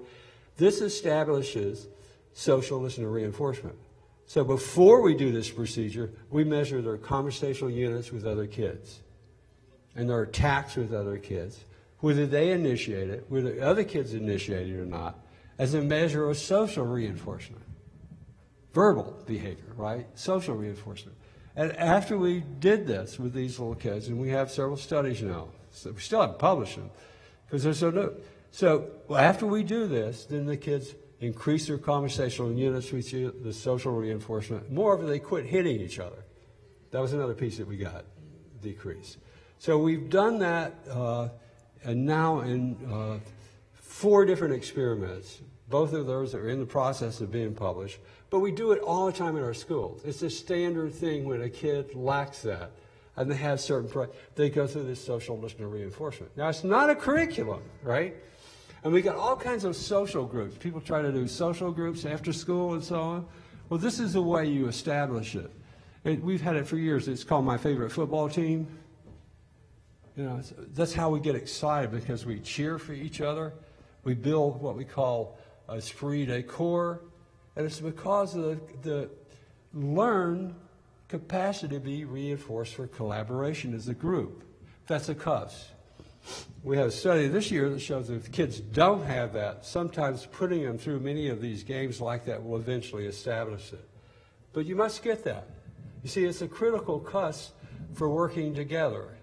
And the measure of the social reinforcement value is the number of conversational units they have with their peers, and whether they initiate, and is equally as important, whether the other peers come up to get their participation. You got it?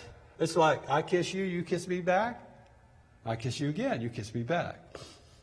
Right? I hope. If you go home and count the number of interactions you have with your significant other at home, it'll tell you something about reinforcement value, and that'll tell you something about love. Reinforcement value is really important. Excuse me, I'm going to drink some water. Coke.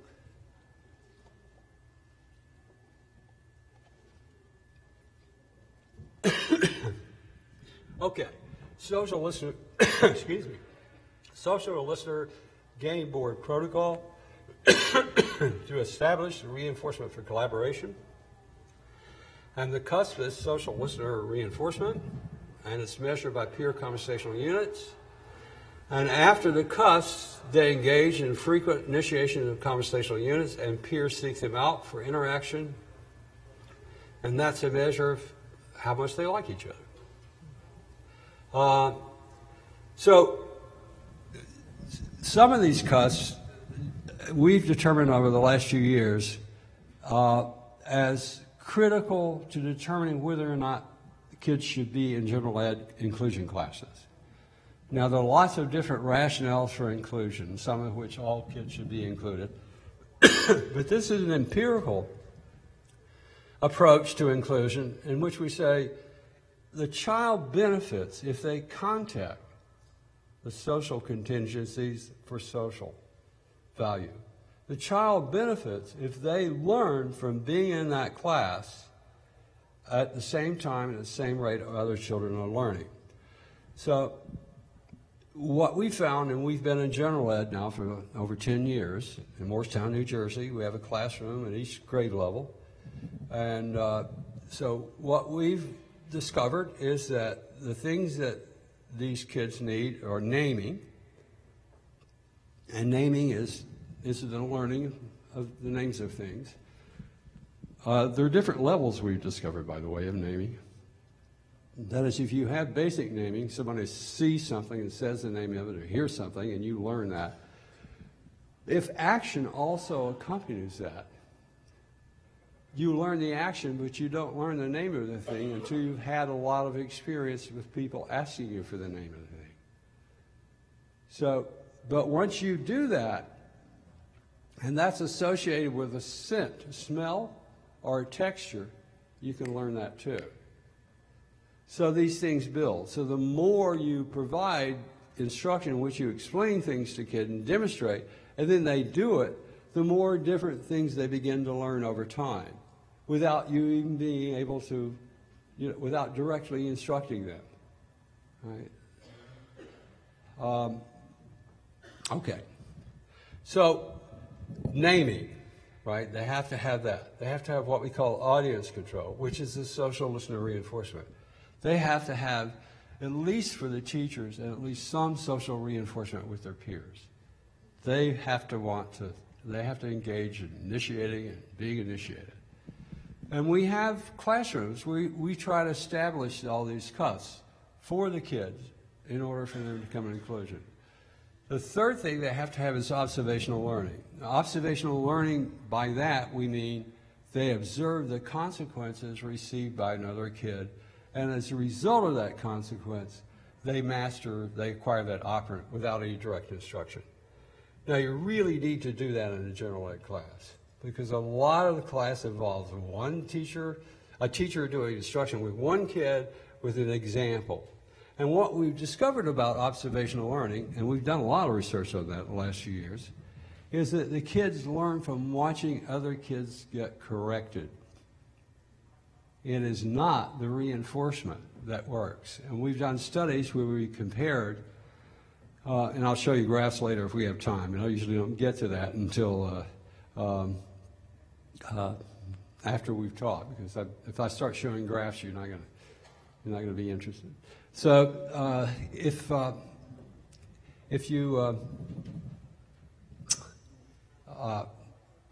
you do the audience control procedure, and you know they have the audience control, if you do the observational learning and then find they can't learn it, the thing you want to do is make sure that they see corrections. So we found with fifth graders in a huge study that kids learned from correction but didn't learn from watching presentation where the students always got it correct and got reinforced. It's only when we started doing the correction. We also found that with our tutoring research back in the early 80s, late 80s, where when the kids who tutor can learn from tutoring. Turns out that's because they have an observational learning. But the first study that published on that was in 1981. And we showed that if you had kids who could not read on grade level, 8th graders, and they tutored 7th grade kids who could read better, but all they tutored them on was following the rules and making sure they had a sharpened pencil on the right page. And these are, of course, punkos. These were 8th grade punkos.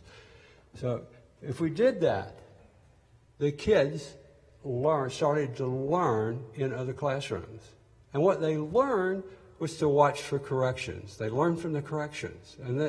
So a series of studies have shown us time after time that the kids have to learn from corrections. When we try to get them to learn from observation, one of the procedures we have the kids do is monitor another kid. And they're in a yoke contingency. So if the kid gets it incorrect and the monitor records it incorrect, they both get reinforced and go up the game board because they recorded it accurately, right? So if they do that over that period of time, then the kid starts to come under the stimulus control, observing the consequences. And what we found is we were doing this, and we were having kids get all the correct responses, and they weren't acquiring it. So we had to find kids who couldn't do it. And once they started seeing the corrections, then they started to learn. And that was the beginning of all these things about watching corrections. Corrections are important. Errorless learning is not beneficial in most cases. All right? That's in other literature. There's a lot of stuff on it. In fact, Charlie Catania and I were talking about it earlier, about Terrace, who first did the errorless learning. Errorless learning is a mistake because you do not learn what to do if the situation is different than you were taught. If all you've ever been in your studies is a behaviorist and you go to somewhere where you encounter people who do things differently, you'll start to think, wow, they've got some new thing. So you have to see what not to do as well as what to do.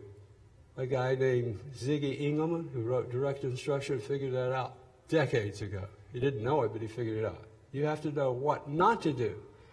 And the more things you know what not to do as well as what to do, the fewer problems you're going to have. Ogden Lindsley, precision teaching guy, talked about it. He and I agreed extensively on that. So it's in the data.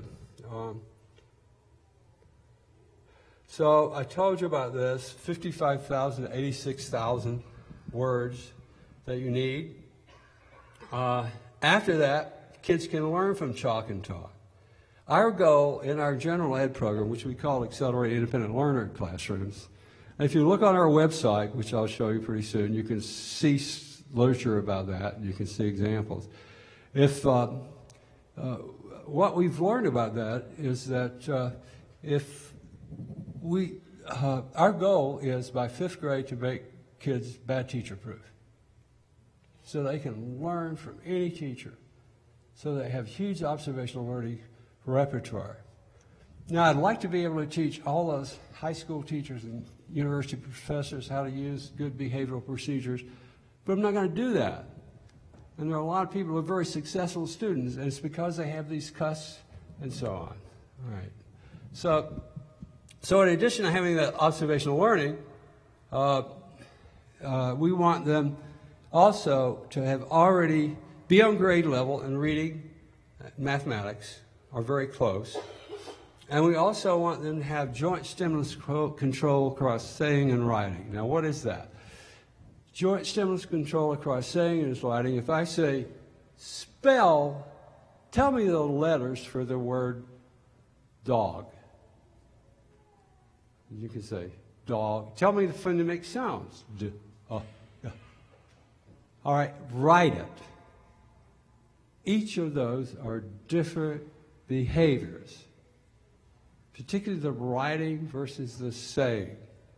They're different behaviors. Skinner wrote about that, and he started a paragraph saying, we still don't understand how it is that people learn the same thing in different modes, meaning that there are different behaviors. We call it spelling, right? But so a kid can spell something by saying the letters and not necessarily be able to write it. And what they learn is that the sound, the phonemic sound, goes with a particular letter that you have to say.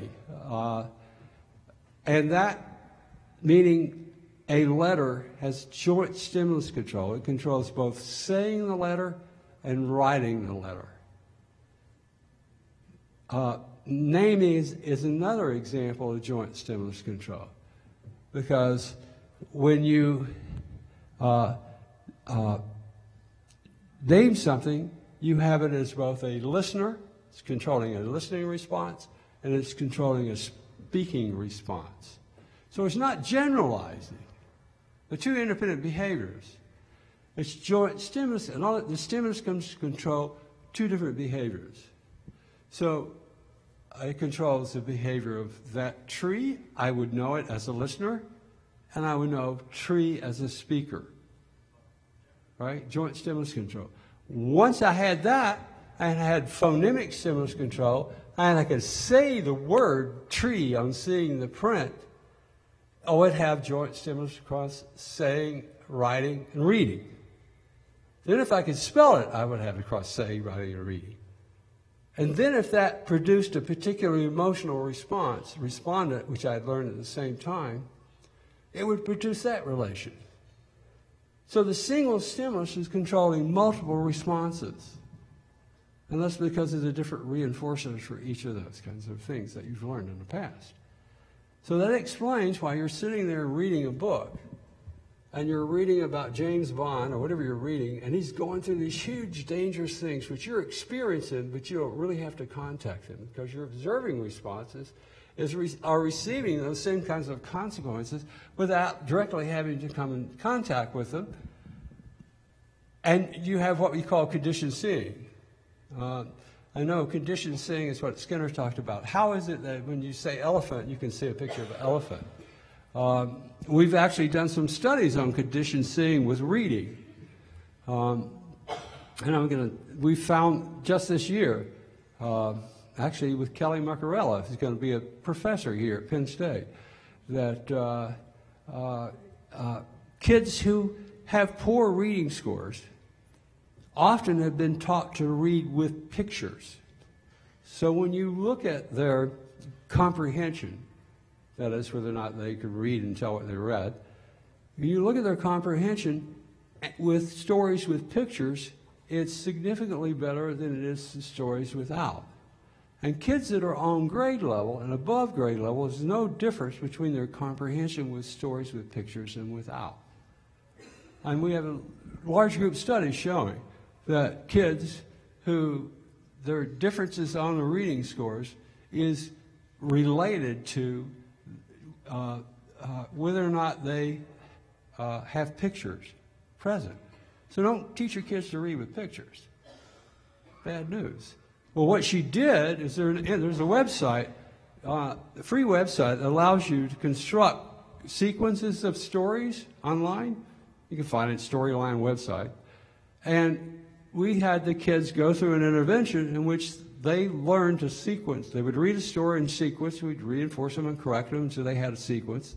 So this allows you to put the dog in, the color of the shirt, the location, and to do another frame with the next frame. And when they mastered this, we increased their comprehension score significantly. Right? So there's an example of conditioned seeing. We also have an example where part of what we've done with reading is identifying the reinforcement value of looking at books or content for kids.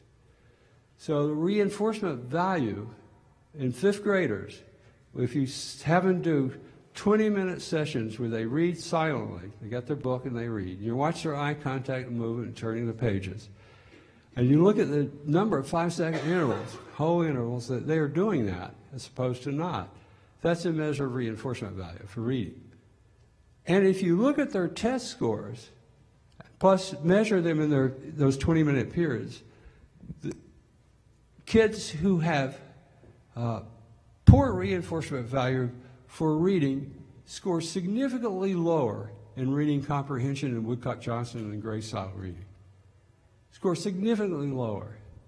Those kids who are on grade level have, at above grade level, the reinforcement value is hugely correlated.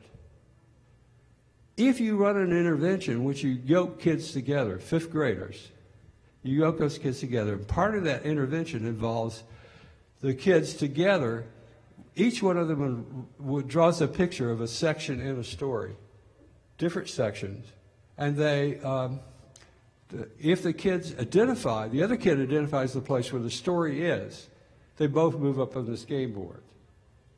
And if you do that consistently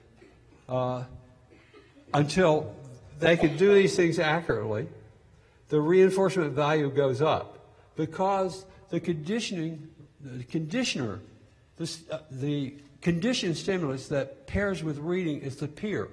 So when you get 5th graders, you don't want to be doing edibles. You want to have peers doing the conditioning. And after we did that, those kids increased their reading scores in 4 weeks from 0.8 to 1.6 grade levels, simply by changing the reinforcement value. So there's another example. If you can change the reinforcement value, then you can get the other learning. Okay. So we have observational learning, joint stimulus control across saying and writing, and conditioned reinforcement by observation, CUS. Now what's the conditioned reinforcement by observation? This is something else we've discovered, and I think this is very important. If I give you an edible to do a task, or what you prefer to do, and I measure that you do this task over and over, a repetitive task like pushing a key or whatever, and then I give you a paper clip, and the kid's response is going to decrease under the paper clip. I go back to the token of the edible, it goes up. I demonstrate the paper clip, or a piece of string, or a piece of metal, or Brussels sprouts. I've done it with food too. It's something the kid will not work for. It does not reinforce. We also use that paper clip to try to teach them 3 different things. And we can't teach them. It doesn't function to reinforce. Then we put them in a situation where they have a peer next to them. They're sitting together with a cup that's usually magnetized to the table. They can see each other's faces. They can't see what they're doing. And we have them do a simple test, like match the sample. And so we have a confederate, a peer, who's not part, and we have the target student. If we put the paper clip, every time the peer does something, and we give them a paper clip, and we don't give the other kid a paper clip, we do that procedure until the kid starts asking for it or trying to take it from the other kid. If we do that, that will change the reinforcement. We can go back and use a paper clip with no backup as a reinforcer, and the kid will continue to do that. You can do that with an adult, and the kid won't do it. It has to be a peer. So that explains things like fashion. You don't show up in 5th grade with a tutu on, right? You don't wear the same shirt every day. You look around and watch what other people are wearing. So you're not going to be sticky. You're going to be under audience control, under reinforcement control. That's another cusp we want to look at. So if we have those cusps, then those kids will perform on or above grade level along with our general ed kids. And they will be in contact with the social reinforcements in the classroom. And if they can't, we want to keep preparing them to do that so they can do portions of it. And that tells us, okay, we're doing the right thing with this kid. Otherwise, the kid it's not going to work. I'll give you an example. I had one little kid. Early on when we were doing this, when we first started getting into general ed, and we were trying to figure out what these cusps were and what they needed. She had naming, she was on grade level, but she lacked audience control. Just, she's kind of like walk into you and wasn't always, but so by the time we get to like 4th grade, and Julie's already a year older than the other kids, right? So we get to 4th grade, and she starts popping the girls, starts hitting the girls. We're trying to figure out what's going on. So she goes home and tells Mommy, said, Mommy, these girls, they're too big for me. What happens is she started to get an audience control. Because at 5th grade, all the 5th grade girls are being little mamacita, right? They're coming over and let us help you, Julie. Right? We're going to look after you. And she didn't like the condescension. And that's clear. So you have to get that social reinforcement audience earlier. If you don't get that audience control early and that social reinforcement, by the time it starts to kick in, it's too late. So we make a lot of errors, yeah. Let me see if I can show you some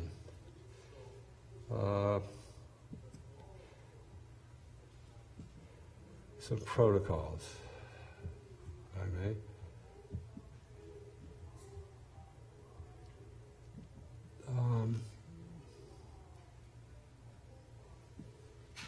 It's a pre-intervention for something here. Pre-intervention probe. Probe with 5 test pages. Is that loud enough? Can you hear it? First, present the student with 5 pages of printed stimuli. Each page contains approximately 15 non-preferred stimuli.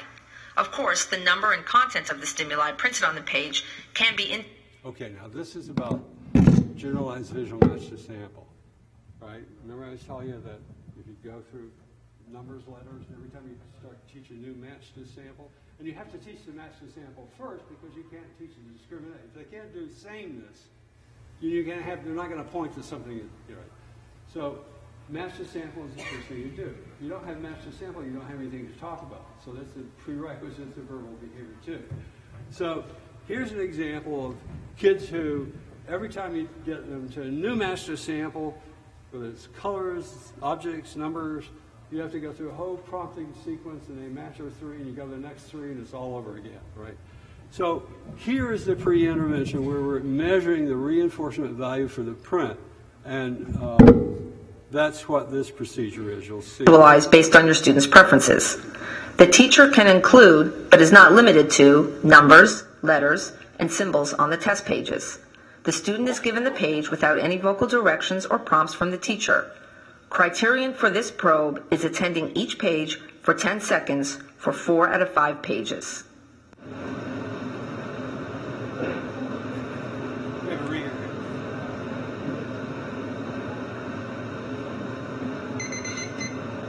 The student did not attend to the page with printed stimuli for 10 seconds. Thus, a minus was recorded.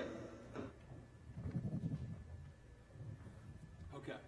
So if it were a plus, obviously it would be 10 seconds. So we continue that for... Pre-intervention probe. Probe with 5 test pages. Try to get it out. First, present the student with 5 pages of printed stimuli. Each page contains approximately 15 non-preferred stimuli. Of course, the number and content of the stimuli printed on the page can be individualized based on your student's preferences.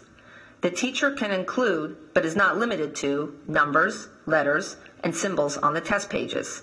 The student is given the page without any vocal directions or prompts from the teacher. Criterion for this probe is attending each page for 10 seconds for 4 out of 5 pages. Okay, got that? That's a pre-intervention. That's a measure of that. All right, let me see.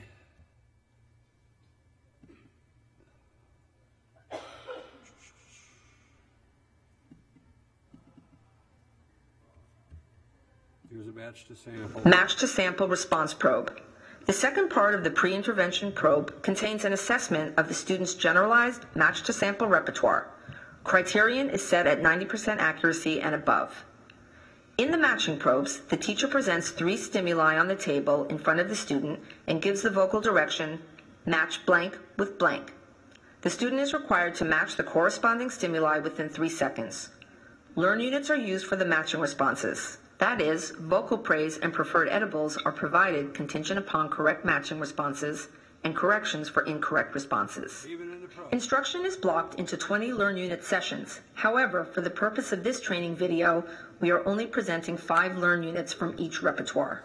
In the pre- and post-intervention probes, we assess the students on the following repertoires.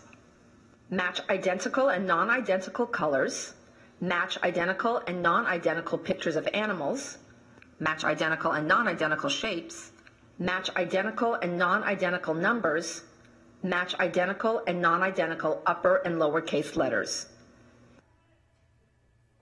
Okay.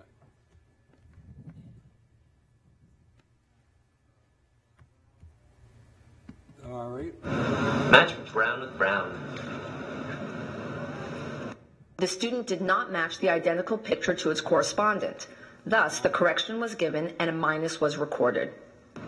This is brown with brown. Match brown with brown. That's matching brown with brown. Simple, but predicts all kinds of problems. Match purple with purple. This is purple with purple. Match purple with purple. That's matching the same. That's purple with purple, Denver.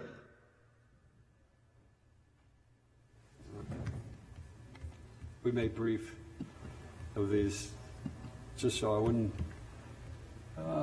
Okay. 2D conditioning protocol. During the intervention, the teacher first presents the student with printed non-preferred stimuli. Okay, wait a minute. So, the intervention is to condition the reinforcement value of those pages so the kid will continue to look at the pages. The variable we want to affect is match to sample. Can you use the microphone, please? Thank you. Sorry, I forgot about it again. I'm used to having the one you hook on, and I can't do both of them here. I'm sorry. This is the intervention. You want to establish these pages as reinforcers for the kid to observe. So that's the intervention, and you keep going until they are, right? Once the kid will look at those, 4 out of 5 for 10 seconds, then you go back and find out if they can do match to sample with that instruction. Got it? Okay. That happens with a lot of these protocols, right? Like we establish the reinforcement value of voices before we go back and measure whether or not kids pay more attention or can learn faster when you instruct them. So often it involves establishing a reinforcer, which we do by certain kinds of measures. So once that's established, and we go back to this post-intervention, within a couple of learn units, they can do almost any visual match to sample you give them. So they have that cuss, and then you can teach them to discriminate. But if you can't get past the match to sample, then you've always got a problem. I'm trying to get my... here's a book conditioning protocol. And so kind of the moral of the story is, before we teach kids to read, we want to see that they go into a free play area where there's toys, pictures, and puzzles, and they will look at books, even before they read, for 80% of the time across 5 or 6 intervals, sessions of 5 minutes. And that means if they have a lot, if they like toys, they're going to play with toys some. So we look at like across 5 different 5-minute sessions. And if they're 80% of that time, they're now choosing books, then we know we have books as a reinforcer. If we have books as a reinforcer, they learn to read, textually respond to stimuli 4 to 5 times faster. Right? And we go all the way up to 5th graders. If we condition reinforcement for content for reading, then their reading comprehension goes up. So first you establish the reinforcer for the observing responses, and then you teach the kid. Same thing goes with faces, same thing goes with voices, same with print stimuli for reading. If you get the observing response there, that reinforcement value, then the kids are going to learn much faster with just learn units and even independently. Let's see if I can find. I had another one too.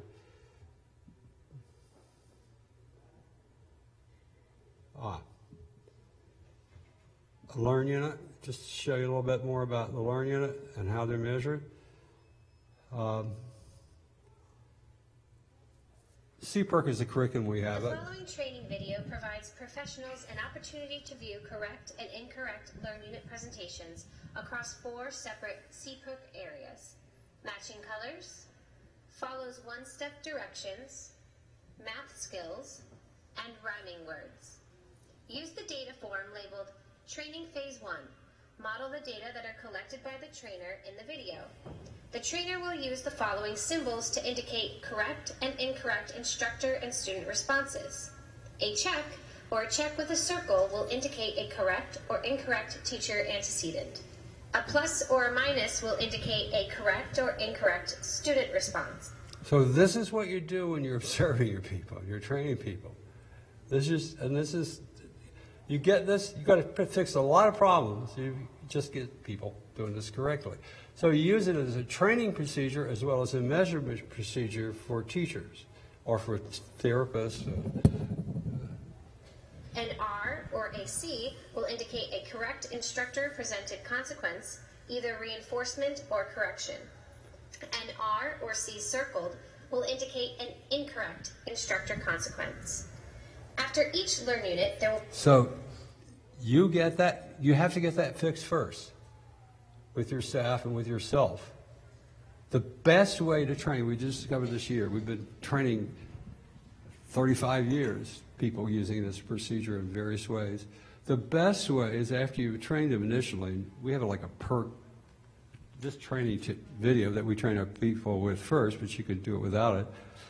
What we do is we video them and then have them do this TPRA on themselves with you together until you identify the correction. You keep doing that and bringing their videos in. And that is the most effective way that we found to do it. I have a couple of graduates that run big centers out in California, and then one of their dissertations was on this, and we found the best way to teach people to do accurate learn units was to do this. If you get all your staff, if you're working with a staff or yourself, you get the accurate learn units, you're going to improve at least your accuracy is going to go way up. Then you can ask questions about how authentic is what I'm teaching. And then that makes it possible for you to then ask the next questions, right? Which then gets us back to the big egg. Remember the big egg? All right. And the DTS, the book which will tell you how to do that. If you can speak Chinese, it's on a web page in China somewhere for free. Somebody copied it. I don't know how to tell you to do it in Chinese, but it's there. Okay, let's learn unit. Simple. Pause during which the trainer will describe whether the learn unit was intact or flawed. This is an opportunity for the professional to practice with the trainer. And here's a few. I need you to please match orange to orange. Oh, good matching, buddy. Nice. Now, This is an intact learn unit. The instructor has delivered a clear antecedent as indicated by the check. The student has responded correctly as indicated by the plus, and the teacher has provided a consequence, teacher approval. Would you please match blue to blue? Good matching, bud. Intact Learn Unit.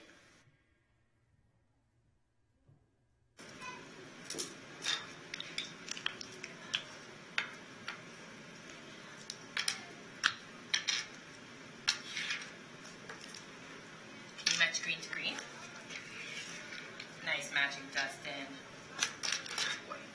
Intact Learn Unit. I would argue it's not. So you have to pay attention. So in an intact learn unit, meaning a learn unit, when you have a learn unit, then the teacher has the kid's attention and or the attention on the relevant stimulus. If they don't do that and they start teaching, it's not a learn unit. It doesn't count. Right? If they have that, that's part of it. The attention and then the opportunity to respond, and that's got to be over in the time it's right, and then the consequence. Any components of that, if you present a really messed up antecedent, like your red looks like pink or something, then that's an antecedent too. So if you don't if you're not sure that people presenting instruction or therapy are doing the accurate things, you can't possibly look for other sources of the problem. So this is the major thing you have to do. You're going to eliminate a lot of problems, and then if you have that, then you can go and ask the questions about, is it my problem in a setting event, that I can momentarily alter by changing something, or is it in the instructional history, which means did I not teach something before, or was it a verbal behavior developmental cuss that I need to establish? Many of you have got kids who need cuss established, but you got to go through and isolate that first. You got to make sure, okay, the people who are teaching this are doing the right things, it's the right curriculum, but the kid's still not learning. And so you eliminate that by saying, okay, they're doing learn units, they're doing all the kinds of things, and maybe you think there are other things they should do too. But that once that's eliminated, you can start to ask those other questions. Okay. Can you match blue to blue?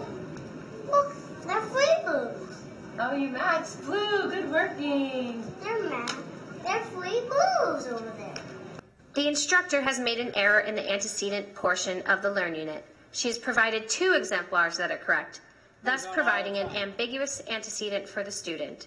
You did good matching, Dustin. Now I need you to match. In fact, I walk into all the classrooms and all the other classes that go around the school. I walk in and I can spot. Most of the time they do an antecedent, there's no opportunity to respond. Or they'll do an antecedent correctly, get a student who responds incorrectly. And this is a big genetic class. And then they'll turn around and say, well, Charlie, what do you think? So nobody gets a really clear correction. Right? So this is these just getting learn units run correctly in public schools would probably raise us from 36 to 30th in the world. We're 36 in the world in language and mathematics. 36. Not only our bottom student, but our top students. Pretty scary. And if you just get learn units, you're going to raise about 5 degrees. That's the beginning. These are simple learn units. Green to green. Nice matching, buddy. Like a typical classroom. Good listening, Dustin. Intact Learn Unit. Okay. Dustin, can you clap your hands? All right. How about some questions, right? While I'm doing that, I'll try to find, somebody get ready to ask some questions. I'm going to try to find the reference page for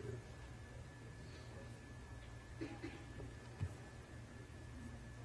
All right.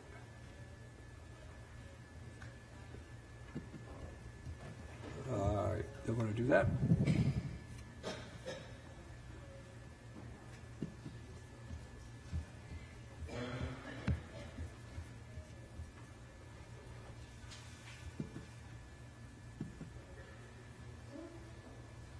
Oh, sorry. I'll get it in a minute. Questions? No questions? Ah, good. Can we have a mic over here? And Hi, my question is regarding the 2D print where you present 4 to 5 pictures of items for the child to look at. When you do that and you try to target them looking at the item for a certain amount of time, does it matter what they're looking at? Like, do I have to assess when a child's looking at that item, is he ready for matching colors or matching math symbols, matching numbers? Does that make sense? Do I assess what he's looking at? No. You just want those pages like that. But if you find that you're pairing edibles and praise with that, right, at the same time, because if you're finding you're having difficulty, then find some things that the kids, cartoon characters, we often find, they're interested in that, and embed those cartoon characters in those pictures, and then as the kid starts to look, fade them out. And then when they can do 4 out of 5 of those pages, then you go back and you should see a change in their match to sample. All right? Is that clear? Better? Another question.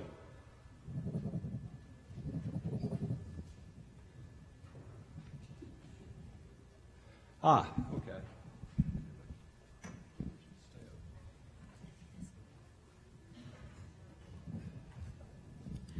My question is there an order to the cusps that the child has to acquire when we teach, and where can we find them? Good question. Can you hear me all right with this? All right, and you could just hold that mic and then find. For example, faces or voices are early, right? And you have to get most of those what we call pre-verbal foundational cusp before you start trying to do something like naming, for example. But the speaker and the listener, you can work on mans and trying to get text. At the same time, you're working on those listener cusps, right? And you'll find they're independent, just like I told you. So you can be working on the speaker components, and at the same time, you're working on voices and all those kinds of things, right? But you can't do anything that's above the naming, the joining of the speaker and the listener. Like, you shouldn't be working on more complex repertoires if you don't have the speaker and the listener join. You could have kids who don't have match to sample but have conditioned reinforcement for voices. So some of those things are going to be different.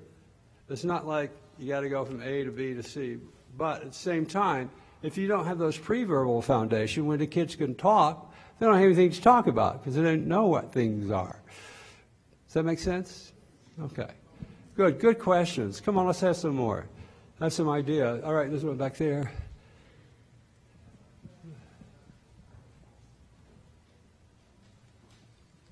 Hi, can you go back over and review how you broke down the conversational units? So how we're measuring and counting what one unit would be per speaker? If an original speaker, speaker A, sees somebody, that's an SD as a listener. So they see somebody, and they say, "Hi, Charlie, how are you?"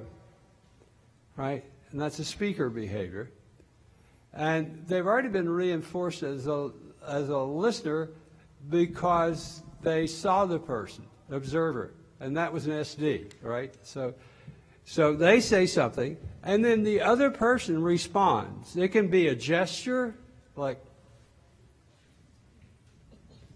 and then the initial person responds and says, "Oh, okay, I got it right. Yeah, that's really cool." That's a unit for that person because they've been reinforced as a speaker and as a listener, or as an observer, a listener.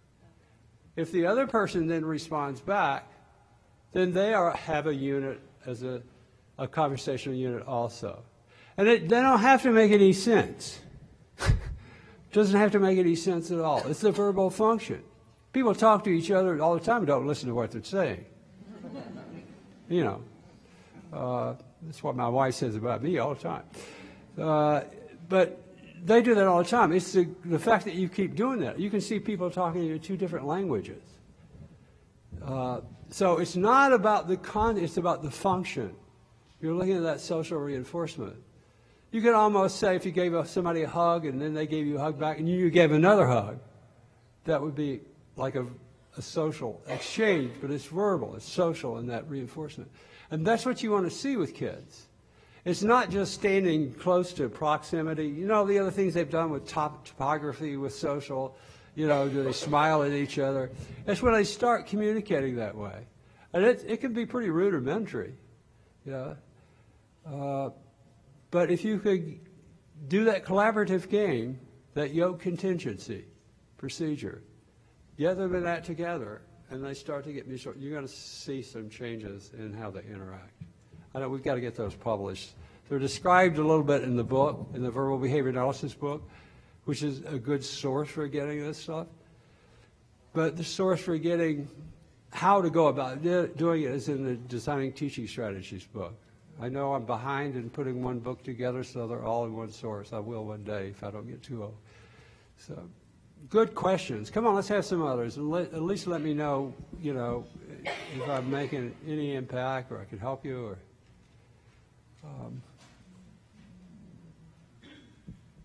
good.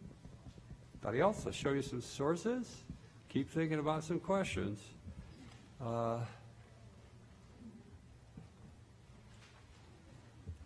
I gotta get all the way to, I don't know what's happening with this slideshow. I have a new computer, which is part of my problems.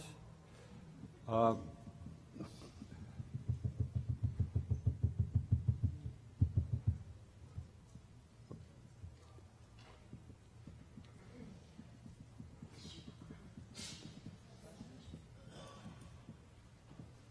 get there soon, I hope. This is the device for conditioning voices as a reinforcer. So they have 2 switches there. One is white noise, and one is the actual sound of somebody. We get mom and dad to read stories. We get teachers to read stuff in my book. Doesn't really matter. No singing, no poetry, just voices. And so the kid, when the kid touches the pad with the voice, we pair reinforcers with it. We test them before and put them down and see whether they'll choose to push that little pad to hear the voices. If they don't choose to, and we've identified a conditioned reinforcement for voices as an issue, we will do this conditioning procedure. So we'll pair edibles with it, juice, touch for some kids, 2 or 3 pairings. We alternate 2 or 3 pairings. We start with a 5-second pairing trial. And this works for, you can also do this with pages and books. 5 seconds with a kid. If the kid holds the voice thing down and hears the voices, we continue to pair edibles with it. If they pick it up during that trial, we go back, training trial, we go back and repeat it until they hold it down the whole time and we've paired it. And then we immediately start a 5-second test trial to see if the kid keeps holding it down. If they keep holding it down for 5 seconds, then we count that as a plus. I'm going to do 20 of those pair and test trials. When the kid is getting 90% or 100% of those test trials correctly, we then give them this device for 5 minutes and see if they listen to voices for 80% of the time. If they don't, then we go back, we extend the pair, and this is described in the book, to 10 seconds. And we only pair it 2 or 3 times until we have 90%, 100%, and then we go back and test with this. And then when we get 80%, they have conditioned reinforcement with voices, you'll see a huge difference. They'll know when you're in the room, they'll be able to learn from instruction, and you can start to teach them listener literacy. So we do that with books. That's how we condition books. The pair test trial followed by, in the free play, do they look at those books? Then our deep end of ear, the thing we measure is how fast they learn how to read. And of course, with older kids, we wouldn't do a pair test. We'd get kids with them so they yoke contingencies And the kid reinforcement value gets paired with books or content, and that increases the reinforcement value of the content. So these are examples of before and after. Here's before and after the voice conditioning protocol. These are the number of learn units it required the kids to acquire objectives, right? So before, you can look at participant A, and it's like 240 learn units or 250 learn units to master an objective. And these are pretty significant objectives. And after, it's like 50, right? That's 4 times faster. And the next kid, participant B, goes from 4 something to 50 or 60 learn units. And the best you could do is 60 learn units because we run 20 learn unit programs. And then the next one, who of course was doing a lot better, he also decreased. So that's an example of voice decreasing procedure. Here's a match to sample. Here's the study. You don't want to know about that. Here's before and after. This is actually a measure of the condition reinforcement value showing that we established those pages as a reinforcement value. And then this is what happens to the match to sample. The same. And then these are the abstract ones. Almost 100%. And here's a picture of the stimuli you saw before. The stuff you need to do it. That's where they're mastering the conditioning procedure, not the actual intervention. Here's another study. Generalized imitation. You're right. And you look at that study, it tells you the exact kinds of things to use to do this. First of all, we ran 120 adults and found that they don't do reversals. So when you're teaching generalized imitation, if they do it, you raise this hand, they raise it, it doesn't matter. It's the topography that counts. And then we condition by using the mirror. So if you write to any of those sources, let me find, I'm trying to find the page for you guys to get it. I'm running out of time, aren't I? Are we supposed to quit at 12? Okay, just, here you are. There it is. And I can't seem to find my new magnifier to take it immediately into, sorry, can you read that? Zoom it in. Let's do it. Okay. You read it? Thanks. I should have practiced with this new computer, but I just got it. I didn't have a chance. So if you look at the training of videos, you can look at FSK, Fred S. Keller School online. Fred S. Keller School, named after the... How many people know who Fred Keller is? Skinner's best buddy? All right. You can look online at that. You can look at Kava Schools. See that website down there? I think it's on your slides too. You all have those. Designing teaching strategies. It's an old book now, but it's got all those questions to ask to help you work your way through it. It's translated to Spanish. It's translated to Italian. It's translated to Chinese now. So it's the verbal behaviors in Spanish, Italian. It works in Chinese. So if you're reading all those languages, it's good. Korean. So it's helped some people, right? It's not, it's a step forward. It's a new way to go about doing things, and we hope you will find it useful. And thank you for listening. I'm sorry for all the fumbling in the initial. Thank you for being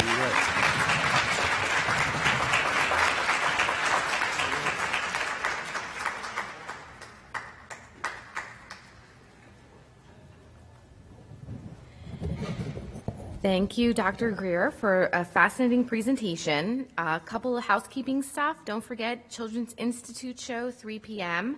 on Thursday, and Around the World panel this afternoon from 4:30 to 5:30.